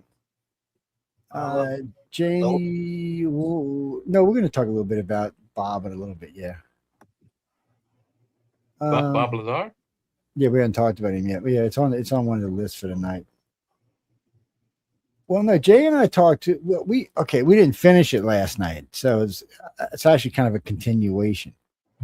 So the clip we were watching, this guy was pretty honest about a lot of the nasty stuff that Bob Lazar and his wives had been involved in. Yeah, he may have been a little. I don't know how involved he was with the pandering stuff, but there's a lot of negative stuff in the story. It's kind of hard to get around, but there's a lot of other stuff that pans out. I mean, so it's weird. It's a strange one. No, so they on the pander stuff, they said it was his idea to set up the prostitution thing. So that's why he had to pay the big fine. And it sounds like it's his idea because it's not even the first time he's been involved in it, or even the last time he's been involved in it. No, Bob's problem is there's just too many things. Like, first off, Stanton, I don't know what he did to piss Stanton Friedman off, but Stanton was like, no, you're a fucking fraud. Too damn bad. Like get the fuck away from me, dude. You're not the real thing. And Stan and I debated about a lot of stuff, and we fought about a lot of stuff. But this was one of these things he was intractable on. You wasn't going to get any new leverage with him. This is something he knew for sure, and that was just how it was going to be. Yeah. Well, he asked me one time. We were in Roswell, actually. And he asked me how come I still talk to him. I said, well, I don't really talk to him unless we're doing an interview. So it's not like he's a friend or something. Right. And he's like, well, why are you doing an interview with somebody you know who's? I said, well, Stanton, I said, you and I have talked about that craft before. I said, I've told you I've known people who have seen it. And I know the thing about it came from, we got the letter from Werner von Braun about it was retrieved from the Germans. Yeah. Well, that's when they say he actually got hurt when this thing was retrieved. That's why they had to come back because they weren't going to leave it without the saucer. No, Jay iterated this in the show a while back. Right. Yeah. They weren't going to leave without the original plan at the end of the war was that MacArthur's emphasis, his main goal was to get the rocket science group and Werner von Braun out of the country right then. As soon as they claimed Hitler was assassinated in the alleyway, they're trying to get these scientists out. While they're looking for the scientists, they find allegedly this craft, and they're like, well, we'll come back for Werner and just grab this and go. And then they came back like a week or 2 weeks later for von Braun and his team. So when we were almost screwed the pooch. If we had missed that and just gotten Werner von Braun, the Russians would have beaten us to the moon. It's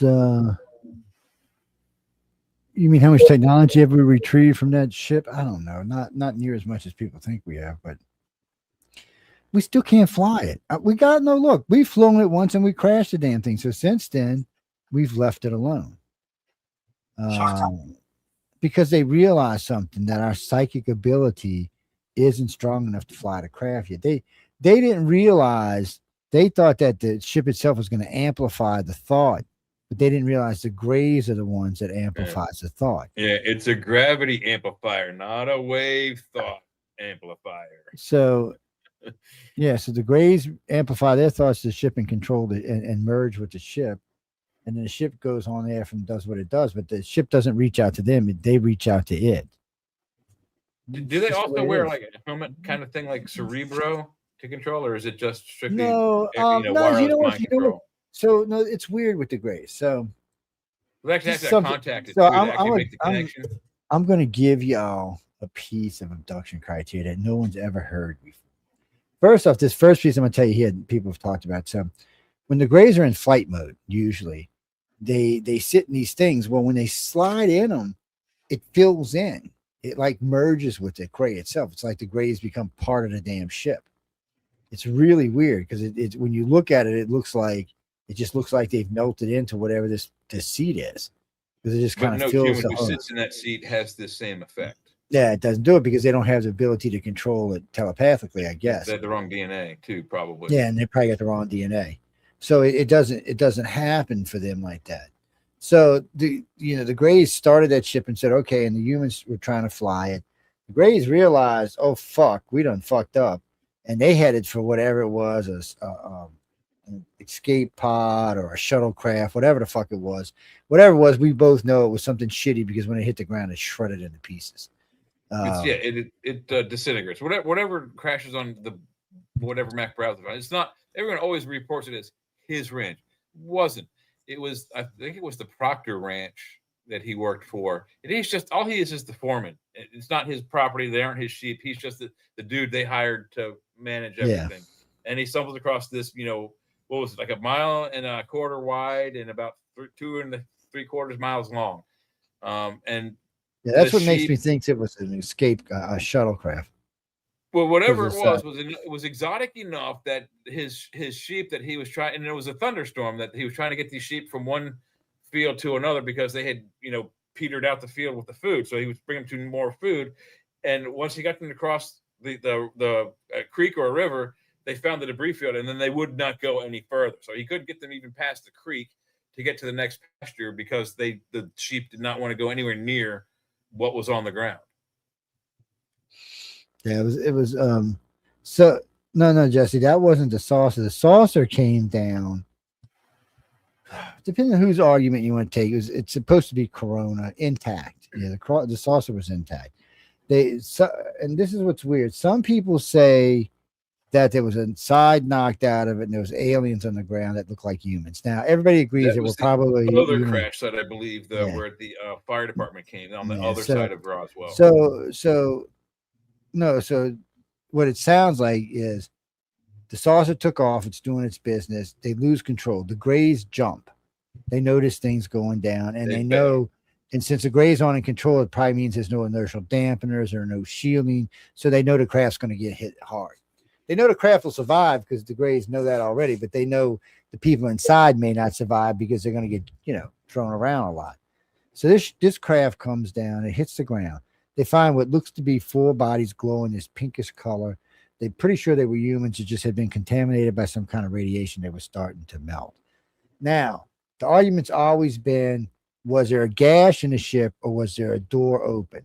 So the Boy Scouts, the 2 Boy Scouts and the dad, the original part, they said there was a door. And he actually said when they walked up to it, the door opened and the bodies rolled out and hit the ground.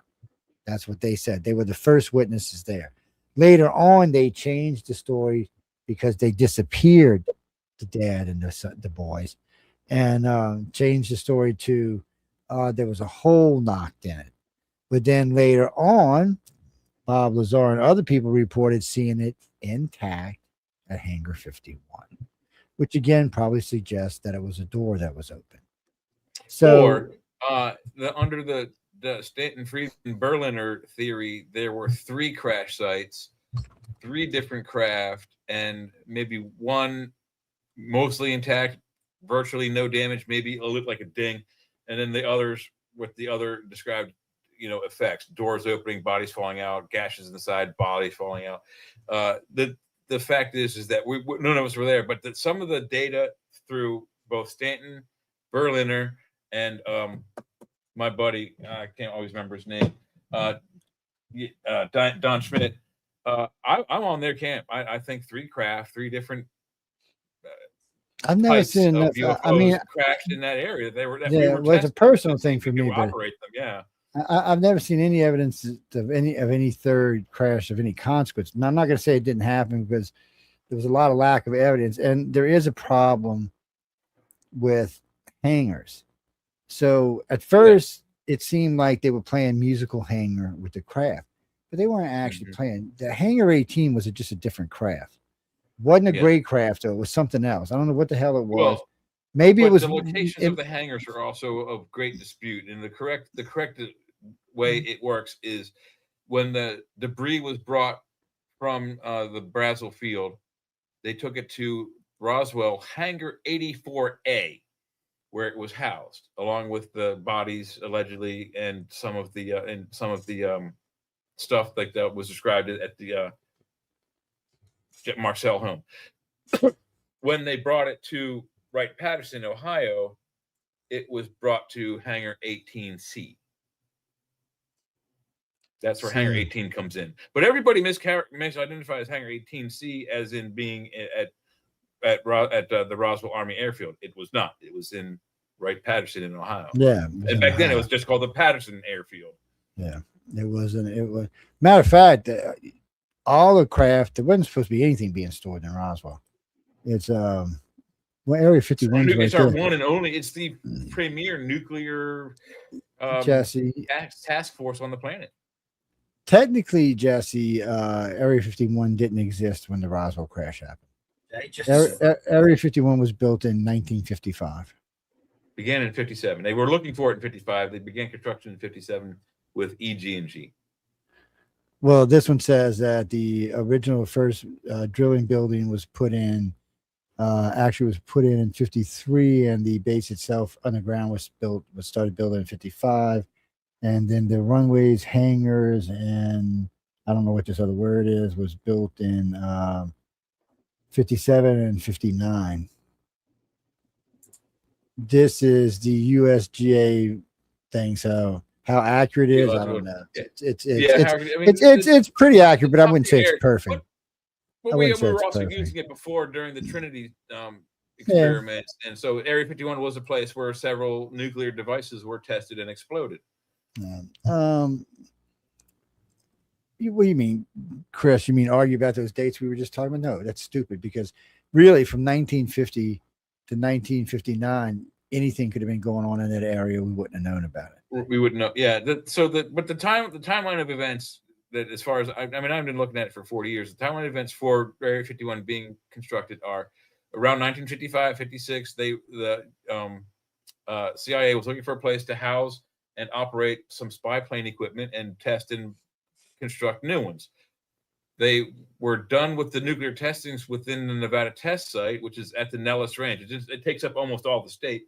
And in the southern regions where Area 51 is, it's surrounded by nuclear radioactive areas, but where the mountain is, where Papoose Lake is, and where the other lake, where what's the one for 51? I can't remember the name. Anyway, there's no radiation there. They're surrounded by the mountains. But where else would you want to hide your top secret spy planes? In places where if you try to go walking to it, you're going to get killed by radiation first. So this all started in 55, 56, 7, 8, 9. So we don't have a true timeline because it's top secret. Well, and you got to remember too, Jack. So technically, the military did not build. They did build, but they didn't build. So you had a couple things that went on out there. You had the alphabet organization that was in charge, and then you had the military industrial complex that was actually there doing the this. Contractor. Yeah, in this case, it was EG&G. No, well, there were several contractors. Well, the ones that built the initial facilities, the runways and the buildings for the initial U2's project was EG&G, and then they were building maintenance facilities for until the company was eventually dissolved. But security has always been, what's the security company? The same thing for 50, 60 years. Forget the name of it. I don't know, but they change those names and those things regularly. They don't really change owners, but they change names a lot. Yeah, because they update them, and when they update them, sometimes they update the names. It's weird.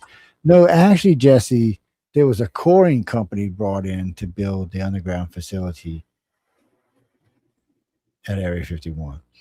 So initial rumors were it was a German company that came in and cored the whole area.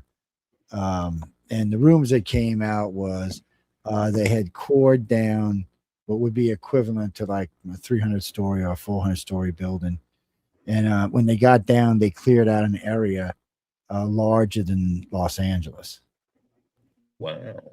Yeah, and there were already water down there. They had found water. There was a underground river that came through right next to where it was at. So they had water, Something tells me they probably knew the river was already there, which is why they did some of the. They might have, or they might have drilling, an idea. yeah. Well, back in the day, it's hard to say because in 55, our knowledge wasn't as great as it is today. But no, it's a big area, and it has multiple elevators, and they got elevators that only go down so far. They got elevators that only go one stop. And they got one elevator that goes all the way down. What do you mean? Yeah, one express. You mean, do I know what's at the bottom of that elevator? Let me put it this way. If I did and I told you, we'd all be dead in the morning. So you don't want to know. Mm-hmm. It's not an alien. I can tell you that. Yeah, it's not an alien. It's supposed to be the son of Satan. Yeah. They're holding him there until they want to start the end time. That wasn't supposed to go up so fast. Yeah, you can check your settings. Sometimes it does it to me all the time. It'll reset and it'll automatically throw things up, and you don't want it to be up automatically. As soon as I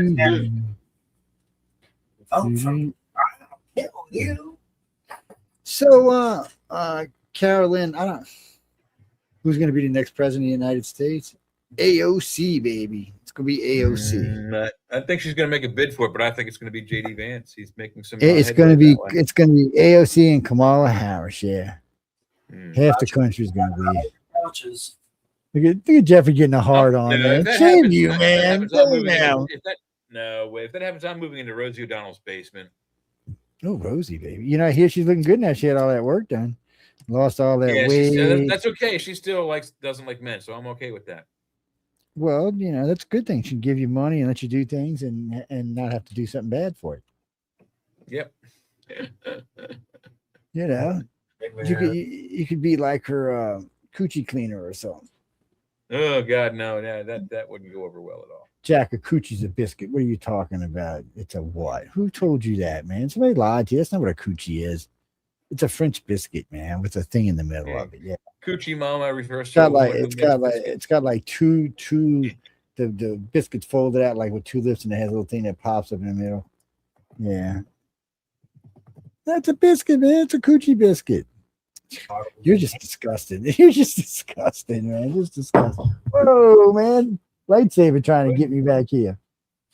Our guest Friday Joe makes UFO models in Canada. It's like a garage filled with like crazy UFO. That's cool.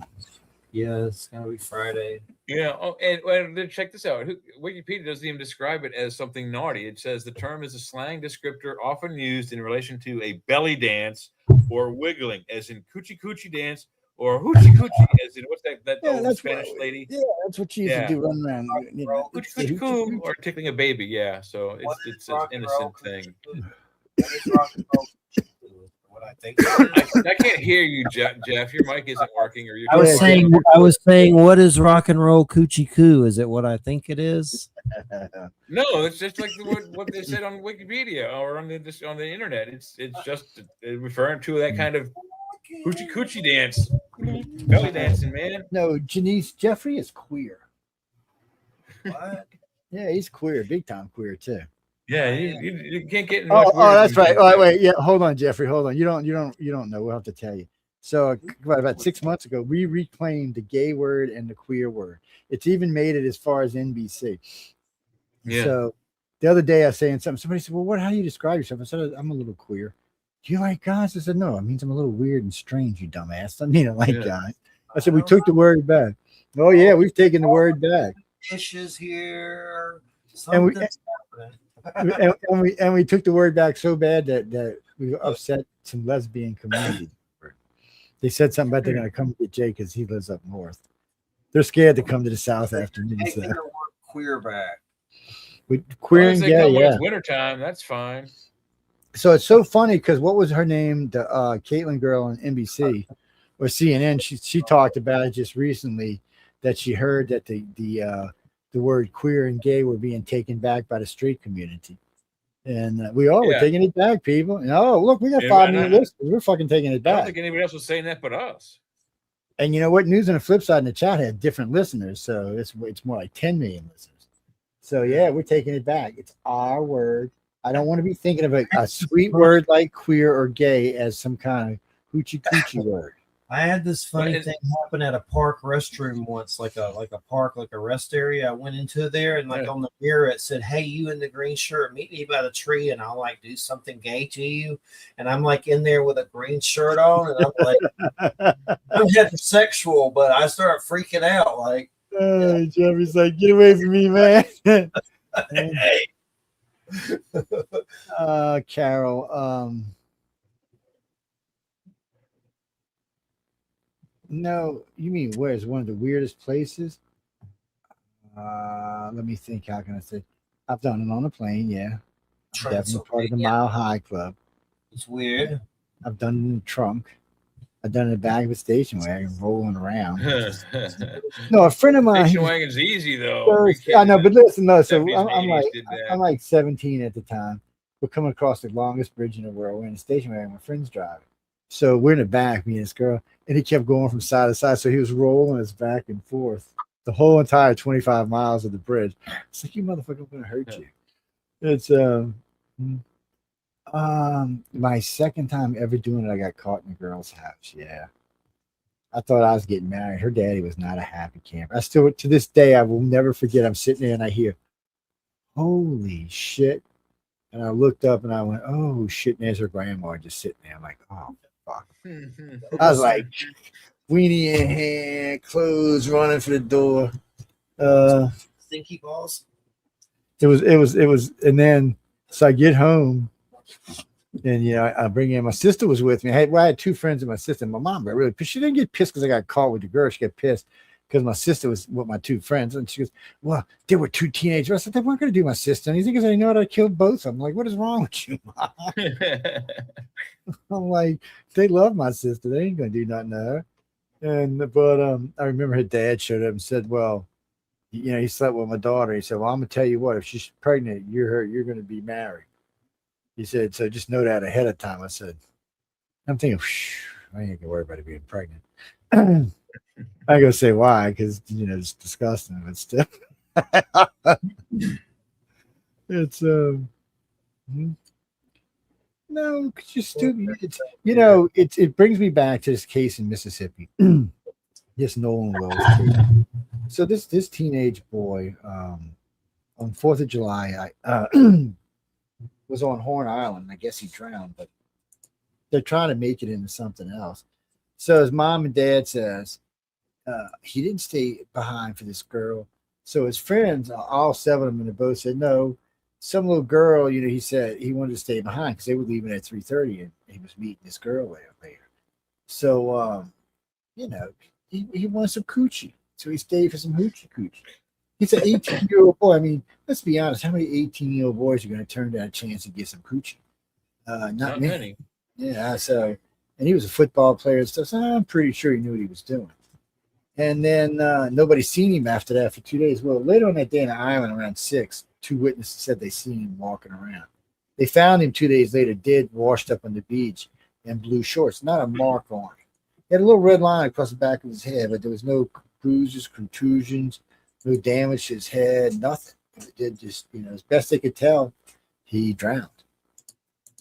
There was no funky monkey business anywhere. Well, the family, so the family outed his friends and doxed his friends and told everybody that his friends probably killed him because they were racist. And then they released their names out. So the friends got lawyers. They're suing the family now. The family suing the friends, family suing the police, the family suing the social media. 2 days after the kid died, the mom went and did a thing to take the state of the child, so that way if they get money, she can get it. And I was like, God, they got Al Sharpton involved in that bid crump. I mean, it's pathetic. No, because it seems like it seems like the kid got drunk and drowned, and if he didn't, well, they probably, I don't know how they would word it in where's the Bahamas, but in America they would have labeled it as death by miss what is the actual, I can't remember it now, my brain, but death by miscircumstance or something to that effect, and that's the end of it. I mean, well, this case is in Mississippi, so they decided. It's in Mississippi. I thought it was overseas in like Bahamas or no, it's in Mississippi, right down the street, not far from where I live. It's well, wasn't there one recently also in like the? There might have been. There shit happens. This kind of stuff happens all over. But in his case, it's weird because first off, the parents, the friends of this guy said, "Hey, yeah, we've been to the house. We parked out front. We've been inside. We've talked to the mom and dad." Well, dad and mom said they didn't know any of his friends. So right off the bat, red flag goes up. Right, I had a teenage son. I'm gonna tell you what, I knew who all my teenage son friends were because them little motherfuckers were always trying to get in trouble. I knew who his fucking enemies were too. So we lived in New Orleans, and I wanted to know who he was hanging out with. I couldn't believe that you've had these people in your house. They played video with your son, you're probably eating, and you don't know who they are. Get the fuck out of here! What kind of parents are you? And then the mom said, "Well, I thought he was down the street playing with his friends. You didn't know he got dressed, went on a boat, went out to an island. What the fuck? What kind of parent are you?" So I got issues with these parents, and every which way they can, they're trying to find money. It sucks they lost their son, and it does seem like it was an accident. If it wasn't an accident, then while he was waiting for this girl, because the girl's brother and fiance came to pick her up, she had a fiance. But yeah, again, there was no marks on the kid's body. So, but Bruce, no, the reason I keep saying it is, let's say that I grab Jay and I start choking him out. I'm killing him by choking him. Okay, and they had to take his larynx out for whatever reason, or his throat out. But because he died by suffocation, where my fingers were around his neck, blood would pool there now. There would be damage marks within a day, 2 days. It would be called petechiae. Yeah. So anywhere that there would have been force, like somebody said, they could have drowned him and held him in the water. Yeah, but they would have had to physically hold him, and he'd have been struggling. So everywhere there was contact against struggling, there would have been marks. And that kind of strangulation causes not just pooling of blood around where the litigation marks are. That's where you strangle a person, but the blood vessels in the eyes burst. That's called petechiae, and that's a telltale sign. And plus, also, he wouldn't have had ocean water in his lungs, and they found ocean water in his lungs. If you cut off the airflow, he's not going to swallow a whole bunch of water while you're cutting him off the throat.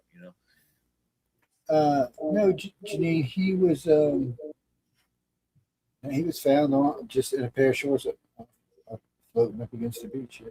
Yeah, the initial reports were wrong. They said they found him on shore, but they did not.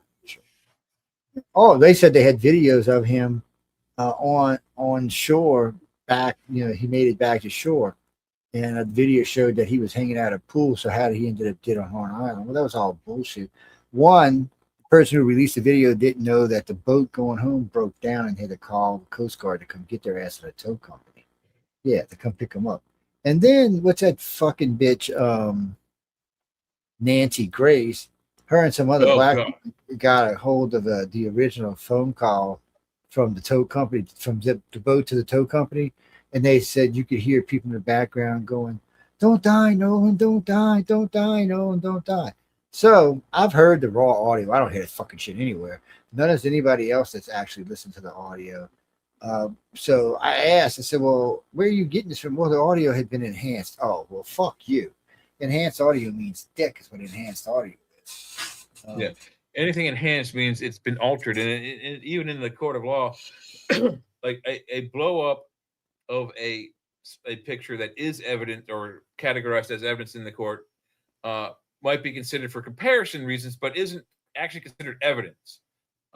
So when you alter or blow up something, you're changing the image, so it isn't in its natural form, and therefore most courts at least in the United States, that constitutes non-evidence. Stephen, what are you talking about? What do you mean? Why did Sean shave his head to look like Jay and I? What the fuck are you talking about? He shaved his beard and his head. No, that's Jeffrey. Oh. He doesn't look anything like Sean. What the hell's wrong with you? Yeah.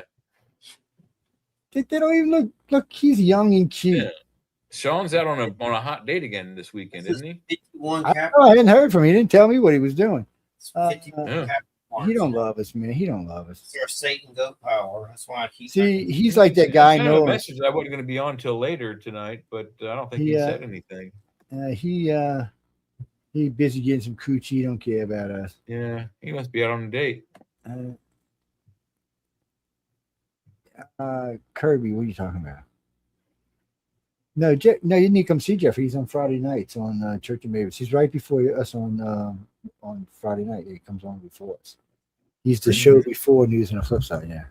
No, they do good. They got at least 1 million viewers. I mean, 1 million listeners. They probably got around on giants. A metalhead believes that giants are about to rise up and eat us all, and the Anunnaki are returning. That was last night's show. Actually, these days, with the exception of myself, Jeffrey's an oldie goldie. I remember when he was a newbie, but yeah, he's an oldie goldie now. The oldest person here is so weird. It's like a parallel reality. It is weird, huh? No, Chris. He was actually here when Stephanie came. Jeffrey was already here. No, I met Jeffrey because he asked me one time about doing a fucking interview, a text interview, and I said, "What? You've lost your mind, dude." And then we went back and forth about a year before I actually got his ass on a microphone. Yeah. And then even then it was like pulling fucking teeth. Yeah. Yeah. And then he met what was his name? What was that crazy bastard's name? I'm not a big talker. I'm straight to the point. What was Chunky Boy's name? Guy Weddle? Yeah, Guy. Oh, he met Guy. Guy was a retard. Yeah. Rest in peace, Guy. We miss you, Davey. But he was a fucking retard, man. It was a great interview, but he had a mean, like the David Biedney thing where you got to like try to harass the guests and find out secrets, and like you're like Geraldo and all that. Yeah, because he always assumed everybody was lying. Yeah. It's always troublesome. I mean, that's good sometimes, but not every second. No, him and Stephanie got along good. They didn't have any problems. Yeah, I interviewed Andrea Perrin from the Conjuring House with Stephanie Benetti. She used to call me all the time, and I'd have to make up that the UPS truck came so I could get off the phone. That sounds like it. It's give away that secret. UPS truck. She's no Stephanie's going to. She's passed. Yeah, we've lost a lot of good people over the years. Angela Joyner, my God, that was like a serial. Lost Angela and her husband within a week each other. Like a serial killer weird thing. No, the people he's talking about, Andrea Perrin, from the Ghost thing. No, she was a host on the network. So was Angela Joyner. Yeah, Perrin was from on the Conjuring House. Yeah, the Conjuring House. The Yeah. mother from the movie, the real the fiction movies by James Wan. She's the real mother that those are based on. No, they were regular guests on it, but then Stephanie talked her into doing a show. Yeah. Yeah, she and Stephanie interviewed her. Yeah. Yeah. They started hosting together for a while, but I think she wanted Stephanie to do too much work, and I already had Stephanie busting her ass. That's why I don't ask Michelle to do a lot of shows with us anymore, because I got her. She's always busy doing that station. You ever interviewed Lloyd Pye? Remember him, the star Oh, child? Lloyd and I were tight, man. He lived in Panama City Beach or something like. He lived in Pensacola Beach, yeah. Yeah. Well, actually, he was in both. To be honest with you, Chat interview people. So I met him in a Thai restaurant in Metairie, Louisiana, a little suburb outside of New Orleans. And we ate Thai food, and he brought the alien skull with him. And we set it on the table at dinner, and everybody in the fucking restaurant was like, it was so fucking hilarious. Nice. And the guy said, well, that one's fake. He said, no, I brought the real one because this is a reporter, and I wanted him to see the real one. And it was so weird because I remember picking it up. And now, so let me get where y'all just see. So the skull is about, give me this one. Come here. Bob, come here. And don't turn real while I got you holding on to. Bob likes to turn into a real thing when I'm holding. So anyway, so this is Bob's head, okay? This is a decent sized head. So when you look at this and you think about the alien skull, it was a magnitude on each side. So I can't hold it up and show you at the same time, but so this is his head. It came out to about this far on each side, and it came up about this, and then it started from here with a slope and came back to about right here, and then the whole back was just across like this. And it weighed less than this fake thing does. If it weighed 6 ounces, it was heavy. It was amazing. And then he flipped it over to show me. So in the skull itself, it's honeycomb. Like there was air cavities in between the skull. And when you tapped on it, it was hard, way harder than a regular skull. You could have tapped it on concrete, probably not broke it. So was it? It was. So this is a little on the weird side. The mom was 100% human. They found her with her mom. With its mom, they think it was a female, and the mom was 100% human. The child was not. The child was 50% human and 50% something else. What else? A lot of them seem, well, maybe it was some type of hybrid that happened in South America, because a lot of weird shit happened in South America. But obviously, it was not human. No, and then it's the picture. It's the father's DNA they can't find. Yeah. So its head, when I do its head, people, we're talking this big. Okay, and this was supposed to be a child skull. It wasn't even a full adult. It was this big around. It was at least this tall. I can only imagine what it looked like. Its eyes were okay. So Gray's eyes, if you look at like my socket of my eyes with my glasses like this, so its eye would be about, the socket would be about this big, and this part of your eye right here would be about this big. About 1.5 times size. We'll say 2 for sake of argument, but anyway, that's where it would be. All the rest of the Grays make this. Depends who you want to believe, but most of them say the same thing. It's a scrunchy like shit. They toss it up and it goes on, and when they tap it, it comes off. It's a contact lens, basically. Yeah. It's like a foldable sponge. Yeah, it's supposed to do everything. It's supposed to see in every spectrum you can think of. They can use it to enhance their telepathy, which they've already got pretty badass data on it, heads up data display. I mean, the idea of it, if you read Corso's book, The Day After Roswell, these contact lenses were sent. I think it was Bell Honeywell who does the most of our night vision goggles. They also make our helicopters, but I think it went to Bell Honeywell. And through them and TRW, they started developing in the 50s, just before the Korean War, the night vision goggles off of this stuff. And then eventually, from that same contact lens, we developed the heads-up displays that our F-14, F-15, F-16 platforms carried and used. And then now it's the same thing in our helmets that the F-22 is using. Those contact lens ideas are being used in combat right now. So Something weird happened to me yesterday. I was reading through some old data for iCar, and there's a thing in there that talks about the Gray's eye patches can help them. Like if they're injured, it can be used to help transport their body to an upload place where they can be uploaded to a new body. It can actually help boost the signal, whatever it needs to do to get them They there. work like transporters too. Yeah, but wait, if for some reason there's nothing in range, it can be used as an external drive and absorb whatever the essence of the alien is until it can be reconstituted somewhere else. So Very they are like the fascinating. Borg. They're retrieving So, memory so, and so, component parts. Yeah. so, but the thing of it is, that was an interesting footnote. But the actual art, the actual piece I was writing in there was actually about what the Greys had said about the Mesopotamians, and I had forgot all about this until I reread this. So the What'd they say? Mesopotamians' little handbag was their thing. It was their thing to send them to their ship if they were dying or something was happening. That's how they went. And they also talked about these things that you see in the reptilians. They kind of look like a daisy. Sometimes they'll be in the arm, sometimes they'll be in the shoulder, sometimes they'll be. They also are supposed to be that. So when I read through the whole thing, I had forgot about all of this. It tells you how many you get too much crap in your head. Well, It it's funny you actually basically mentioned reads that 'cause out. I didn't see a video on that. So yeah, go into what you're saying. But I have a video that I saw earlier about the handbag, which is very interesting. Yeah, because so they talk about these things, these certain objects were definitely ways that the alien, when in trouble, it was like an emergency transporter. But it didn't transport the body, just the soul, or just the essence of whatever you are. That's what it transported. The body was left behind. Well, the Greys we've been knowing for a long time. The Greys can do it, and the Greys don't use clone bodies. Generally, they use what they call husk bodies.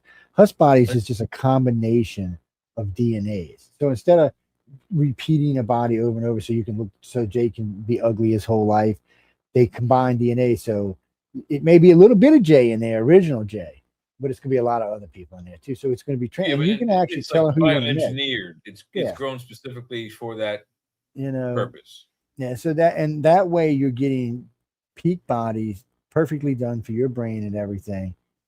Grays are way strong. Bruce? I don't know who fucking told you Grays ain't strong. A little fucking 3 foot gray tossed us around like we're nothing. I'm literally not kidding you. One could grab my ankle, one could grab Jeffrey's ankle and drag us down a fucking thing like we were potato sacks. Oh yeah, buddy, and just toss us around. They're just that's the only thing when people talk about, oh, they were probably from Mars. I think about that, but then I wouldn't know why they were so strong. They would be weaker on Earth, not stronger. The only way they would be stronger here is if they came from a heavy world. Yeah, if they came from Or like if they're that one or 5 maybe times they're the size using of Earth. telekinesis as a way of enhancing Yeah, their strength. that's true too. I mean, if you look at their arms, they're spindly. I think if you take away the telekinesis and telepathic powers, I'll bet you they're not that strong. And it's not bone; it's cartilage or something like cartilage. Yeah, which would be easier to break, much easier.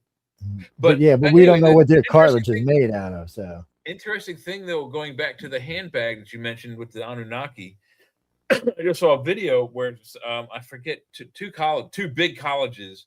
I think one's England, one is here, and they did a comprehensive study of starting off with just like I think 1,000 images that they could collect of just the Sumerian and maybe as far as the Akkadian the images of the handbag, and they analyzed them and they came up with a ratio, and I forget the ratio exactly. It's like 1.12 to 1.1 is like the ratio of the squares and sides, but then they extended it out to South America, and the handbags that are drawn that are virtually identical to the Sumerian ones, same dimensions. Then they extended out to the Indonesian islands, the Polynesian islands, where the Angkor Wat is, where the handbags are there, same dimensions.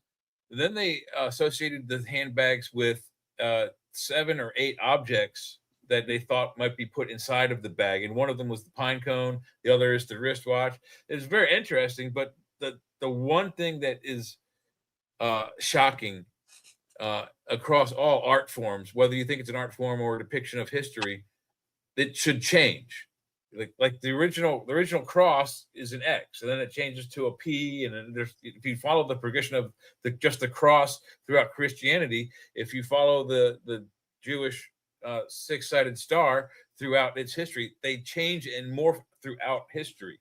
This handbag does not. It is the same proportions through all decades, throughout 5 continents and 5 cultures. Because it's a fucking machine. Think about that for a minute. Yeah, because it's a machine. Think about that. Some damn machine they're using. Dude, I felt like I was tripping. They're depicting something that isn't artistic. They're depicting something that's actual. So they're getting the exact numbers going. It's like It's big bizarre. T-Rexes on the. There's like a, Heidi. You missed all the good stuff, Heidi. there's big T-Rexes on the TV. Yes, I had to put tape over my eyes. Jeffrey was doing naughty things.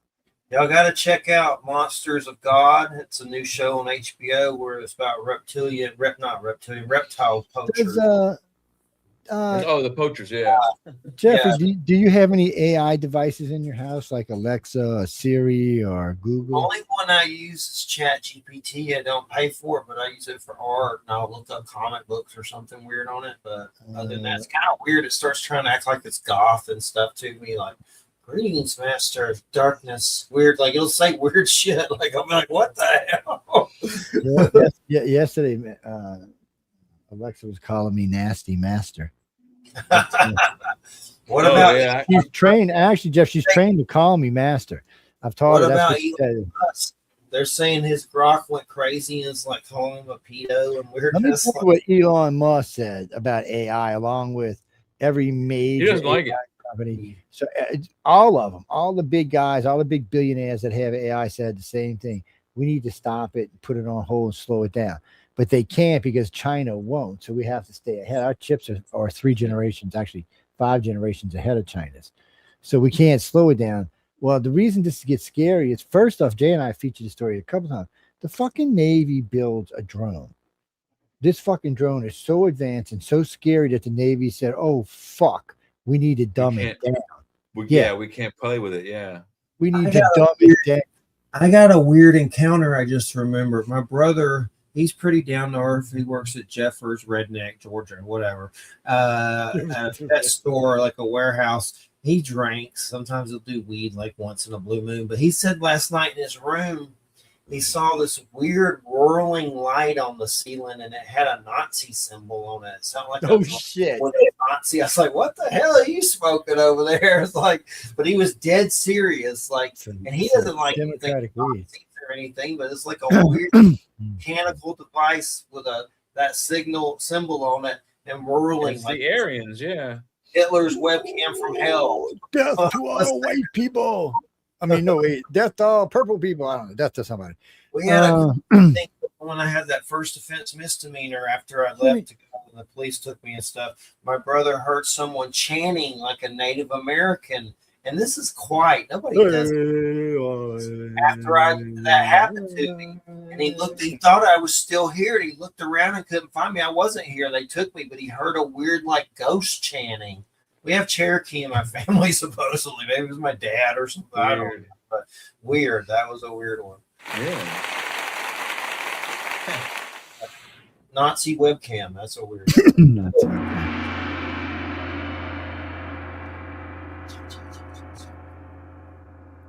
Yeah, that's right. What the fuck? I was getting ready to say something right out of my head.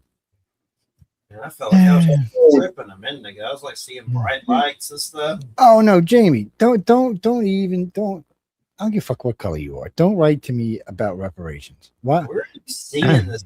Oh, I got Pal Talk open. It's People still use Pal Talk. yeah, they love that fucking shit over. They still love it like they did when we were on it.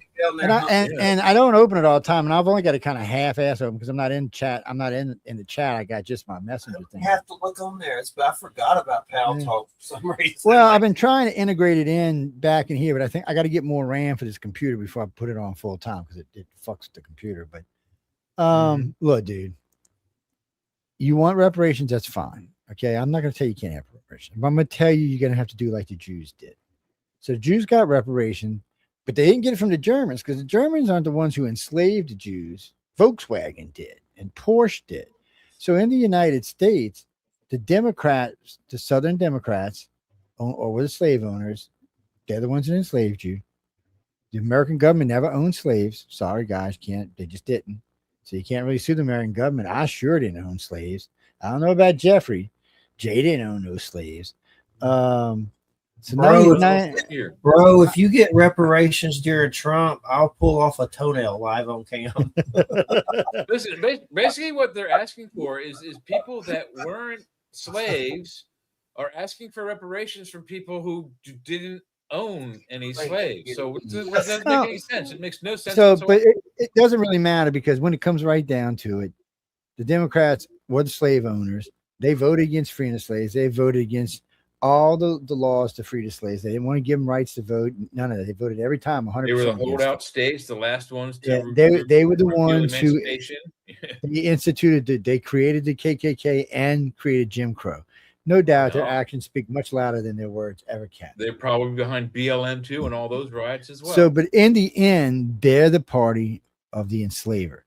You want your money, then the Democrats need to give you your money. Because I'm telling you now, America's not going to give you money, because the white people are not going to feel like they owe you money, because 99% of white people didn't own slaves. But you know who the white people are going to feel like they owe money if you start it, is the fucking Native Americans. Oh, yeah. We're going to be like, well, really, if we got to choose somebody we screwed over, I mean, come on, we gave these people chickenpox blankets, killed 180 million of them. I mean, 180,000 in one shot. Nah, I think we fucked them over way harder than we did you. So, and we're still fucking them over way harder. So no, it's not a good thing. And then you've got the Chinese who came over and built the railroad. You've got the Irish and Scottish who were digging the canals. Then you've got the people who died in the Civil War. On the good side, I'm not even talking about the ones who fought for the South, just the ones who fought for the North. Their families should get reparations too, because you got their fucking families killed. You damn Democrats need to give them money.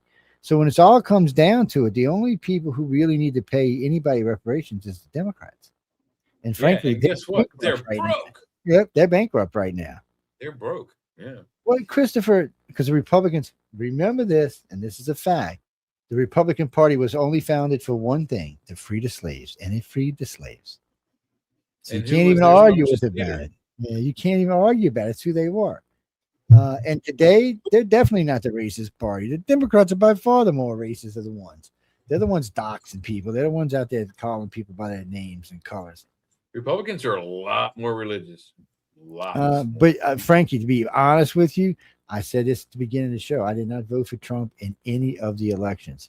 3 times he ran. 3 times I did not vote for him. No, okay. In all fairness, I wasn't going to vote for Hillary. You could have set my ass on fire. I wasn't going to vote for Hillary. Joe Biden. Joe Biden was crapping his pants and hiding in his basement. I definitely wasn't voting. He still is. Did anyone see? There's a video that I posted that comes up on my annual Facebook memory things.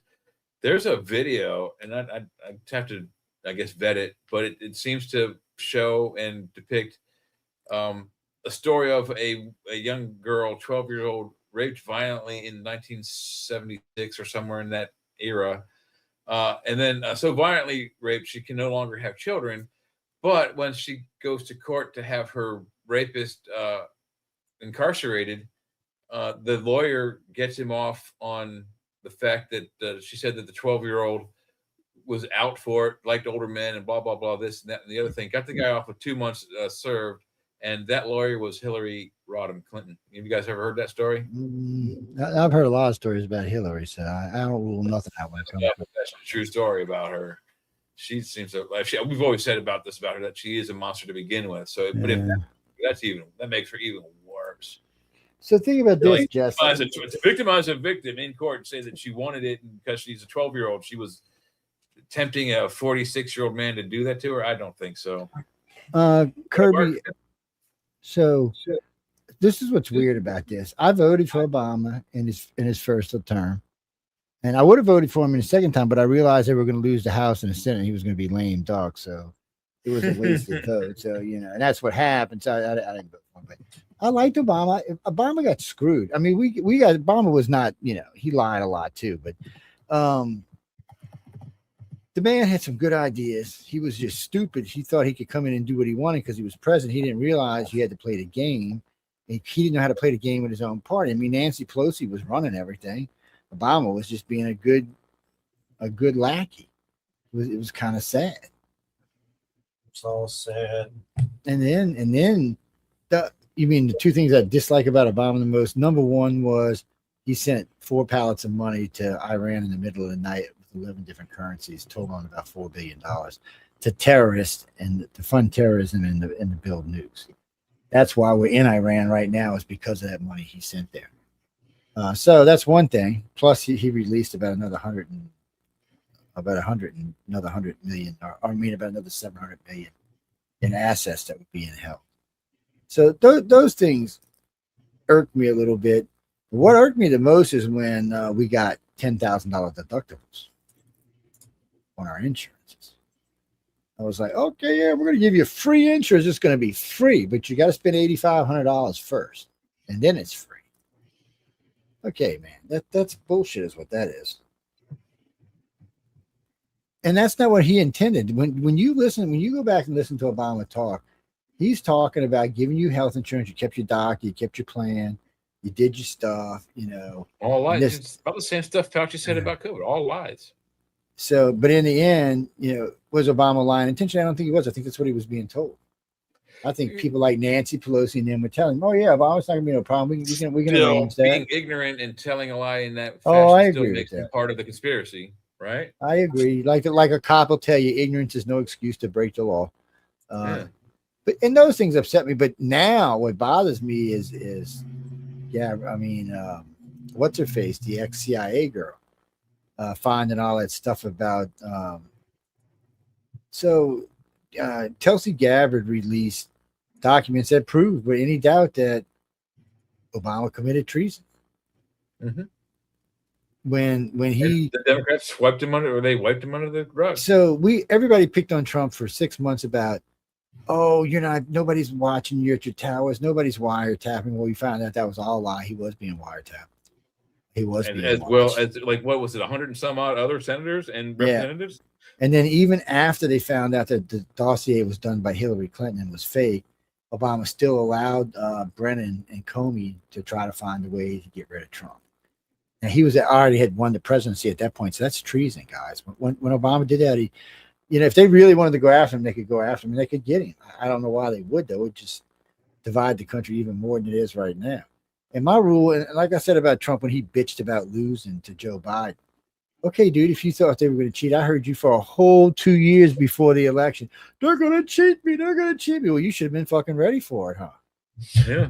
What about his end? Yeah. What about James Carville for president? James Carville. My mama says I look like James Carville.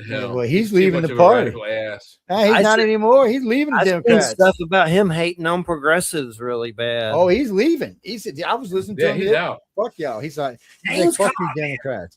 So him and Fetterman and Marr and them, I think they're going to start their own party.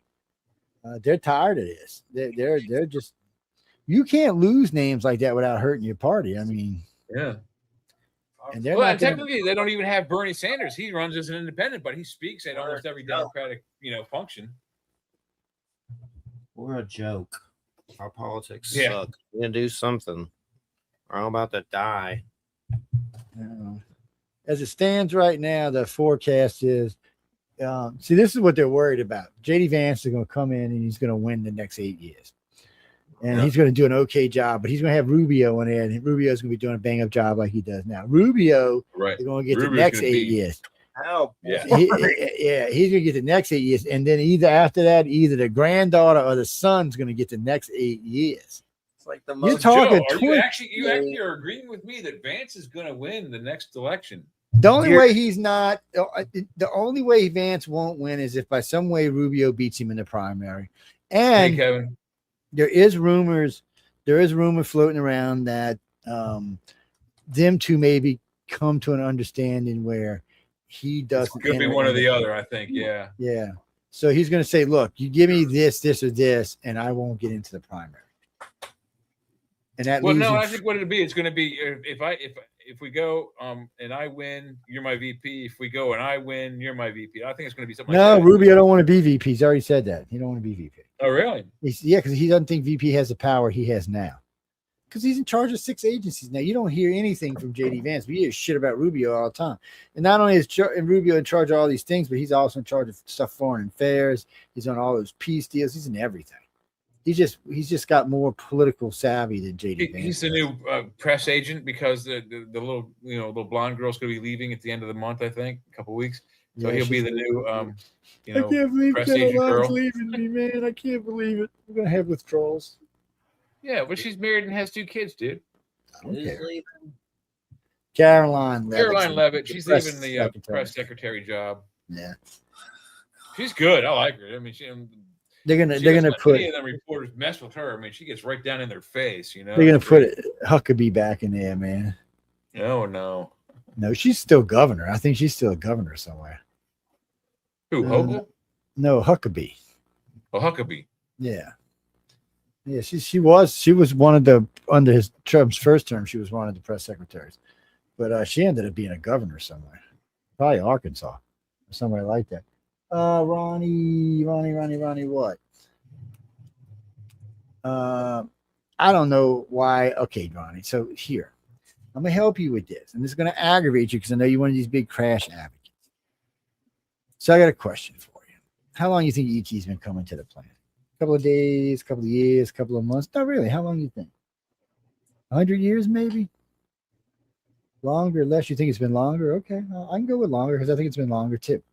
So if you listen to what the government's saying right now, and Mr. Koresh guy is listening to right now, you get the distinct sense that these spaceships are falling out of the sky all the time. We're retrieving craft, we're retrieving people, aliens. We're just nonstop retrieving stuff. I mean, just all the time, and not just us. The Russians and the Chinese and everybody else is doing it. Okay, I'm gonna call bullshit on that. Okay, just so you know, but I'm gonna call bullshit on that. One, there's not that much advanced technology on the planet. Two, if they're falling out the skies like that right now, they've been coming for, well, at the very minimum 6,000 years. It's actually quite a bit longer than that, but we'll say 6,000 years. That was the start of Sumerians. If you want to go back to the sunken cities that are 15,000 years old, then we can say they've been here at least that long.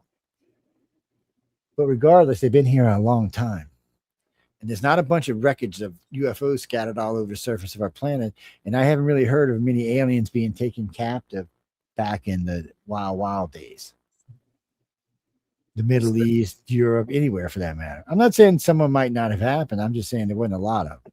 Is the secret that they're interdimensional and they're here with us and just like another reality? Well, so maybe one of them might be interdimensional, but not all the races coming here are interdimensional.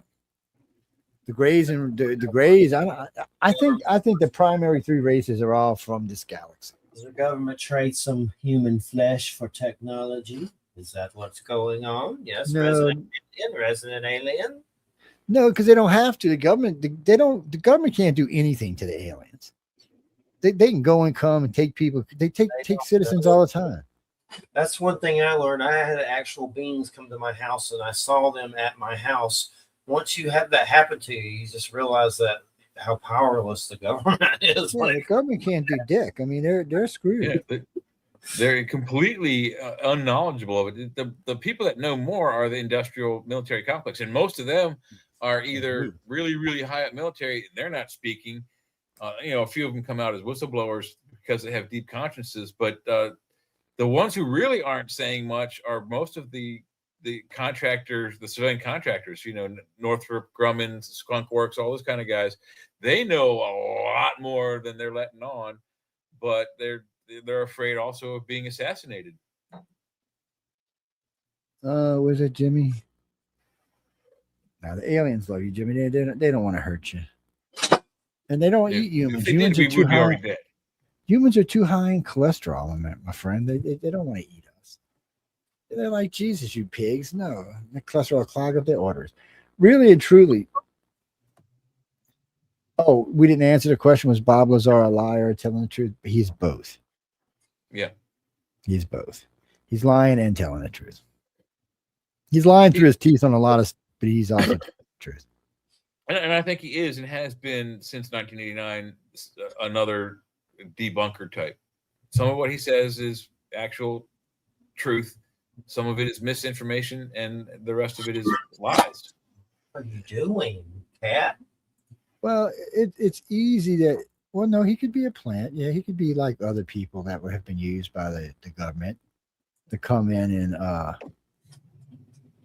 spread disinformation in the field. He could be, but it doesn't really matter because the field's not going anywhere. I mean, right now, every other 2 weeks, yeah, we're putting some new shit out. Look at this shit, man. Look at this. It's man, we're proving extraterrestrials. Really? Where? I ain't seen no fucking ETs anywhere. I ain't even seen any craft that even impressed me. I'm like, come on, I got better videos now on the iCar site. I'm gonna give me a fucking break. I have better videos at my damn phone. I'm disappointed to say the least. Everything sucks. No, Jeffrey lives over there in Alien Alley, man. Albert Rosales lives here. I haven't talked to him in a while. He's got all those crazy humanoid books with all the encounters from Florida and stuff. Florida. Jenny, So- everybody in Florida is an alien. Yeah. It was so humid out there today in Florida. I went to the mailbox and I regretted it halfway there. I was like, yeah, I that's had to take hot. my Oh, yeah, shirt off. That was so the heat index today was 116. That was like I was gonna die. It was that bad. yeah, that It's wasn't like even a fucking breeze. I was like, Pressure cooker. That's what it felt like. I got the little ACs on and the big ones, and it's still warm in the house. I'm like, Jesus. It's horrible. Mosquitoes finally have stopped. They were horrible, but finally it ain't so bad. Terrible. No, really, Chris. He's lying and telling the truth. He wasn't who he said he was. He's rhyming and stealing. He misrepresented himself. That's a lie. Wait, who? Oh no, we're not talking about that idiot. Yeah, I know who you're talking about. The guy I with got the alien. Yeah, the guy with Which- the alien that popped up in his window. He ended up in jail. Didn't Oh he? yeah, it was a puppet. MCA from Beastie Boys is coming back after one of the Beastie Boys died a long time ago. He was so depressed he couldn't do anything, but now he's back, one of the Beastie Boys. Maybe they'll do something good. Rhyming and Something stealing. Maybe they'll do something fun. MCA's back. Mike, the government only knows what the government knows. And Fight stuff. for your right to party. When you listen to people they like don't know that David Koresh guy, you know that the government don't know dick. Yeah, David Garush. Yeah, he's another Bob. He's this decade's Bob Lazar. Damn it. Bless you. Sorry, guys. Couldn't get you the mic in time. Thank you. He's a liar. I mean, he basically sat there and said they had 75 bodies and all these craft and like every other craft comes through, falls on the ground. Really? Well, why would they keep coming? And why wouldn't they come get their shit? I know they seem to be weaving this story that like the government's just shooting them down to get the technology and just doesn't even care, just shoots them down. That seems to be the big story going around lately. And where do they think we get that technology from? And why do they think they're not shooting back? Yeah, I would think they could shoot back. So the aliens hate us. Aliens don't hate us at all. Aliens got They hate our government. They hate our government. No, our government hates them because it makes them feel small and insignificant. Psycho. Uh, The most psycho shit I've ever seen. Jimmy, yes, it's true. I am in charge of all military abductions in North America. Yep. That is true. My labs. I'm tired of denying it. It's true. Why? Do you want me to have probe your ass or something? Is that why you're asking me? I don't take requests. This ain't a sexual game here, my friend. No, it's not. Yeah. It's just some serious stuff. And for smart asses, I'll send the cow plow by. Yeah, you gotta be careful. Might get what you like. No, indeed not. Dude, like do you think I'd be this poor if I was in charge? Do you know how rich I'd be if I was in charge of military abductions? Yeah, you'd have your own network. I mean, like Yeah. you already do, but I mean, you'd be like NBC network. Yeah, no, my co-host would be sitting on 24-karat little stools, man. What you talking about? It's we'd have security everywhere. You know about Billy? Billy. Oh, you've heard me talk about Billy? Billy is Well, he's an old friend. He's a hacker cracker. I knew him from way back in the day. He used to hack and crack all kind of stuff, and we were doing some alien research stuff on NASA. And he started getting the idea he was going to crack NASA, and he did a bunch of times.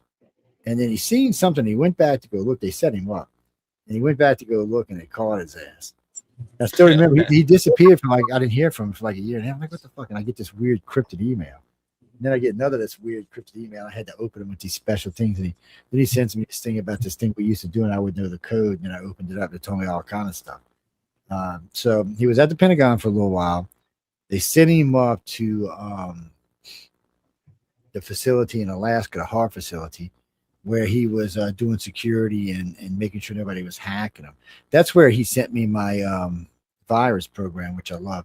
I got a program it's in my network. And if you hack the system, it has a port it leaves open intentionally. And if you hack the system, that's the first port you get. So if you go into the port, as soon as you enter it, it downloads it's a quarantine port. Every virus in it is downloaded instantly. There's no saving your hard drive. You may not even save any rest of your computer.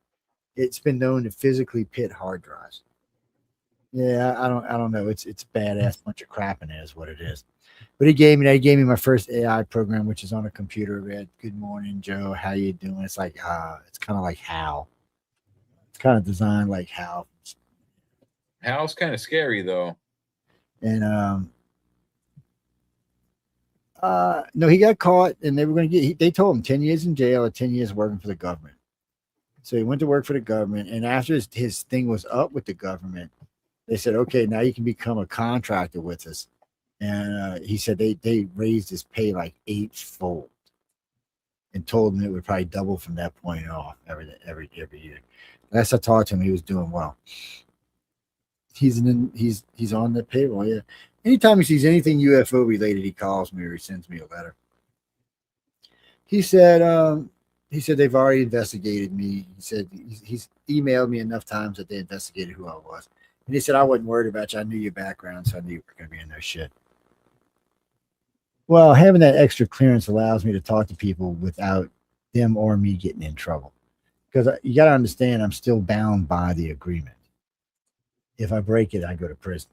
So it's not going to get broke. Yeah. So, yeah. Well, that's how I found out about the Stevensville thing, because a good friend of mine worked out at Boeing, actually the Lockheed facility in where the wing facility is in Western California, Eastern Nevada. And because of the clearance, we talked. I told her what we seen. I actually sent her. Joe Renard was with me. He had filmed and audio taped the entire thing, and I sent it to her. And it wasn't even 15 minutes later, she's like, Joe, that was one of those Aurora TR3Bs. It was like a combination because it had these 16 rows of engines on the back, but it had what they called an anti-gravity pod in the center. Yeah, she told me exactly what it was. It was badass. What do you mean? Why can I talk about it now? Because you can't prove it's real or not real.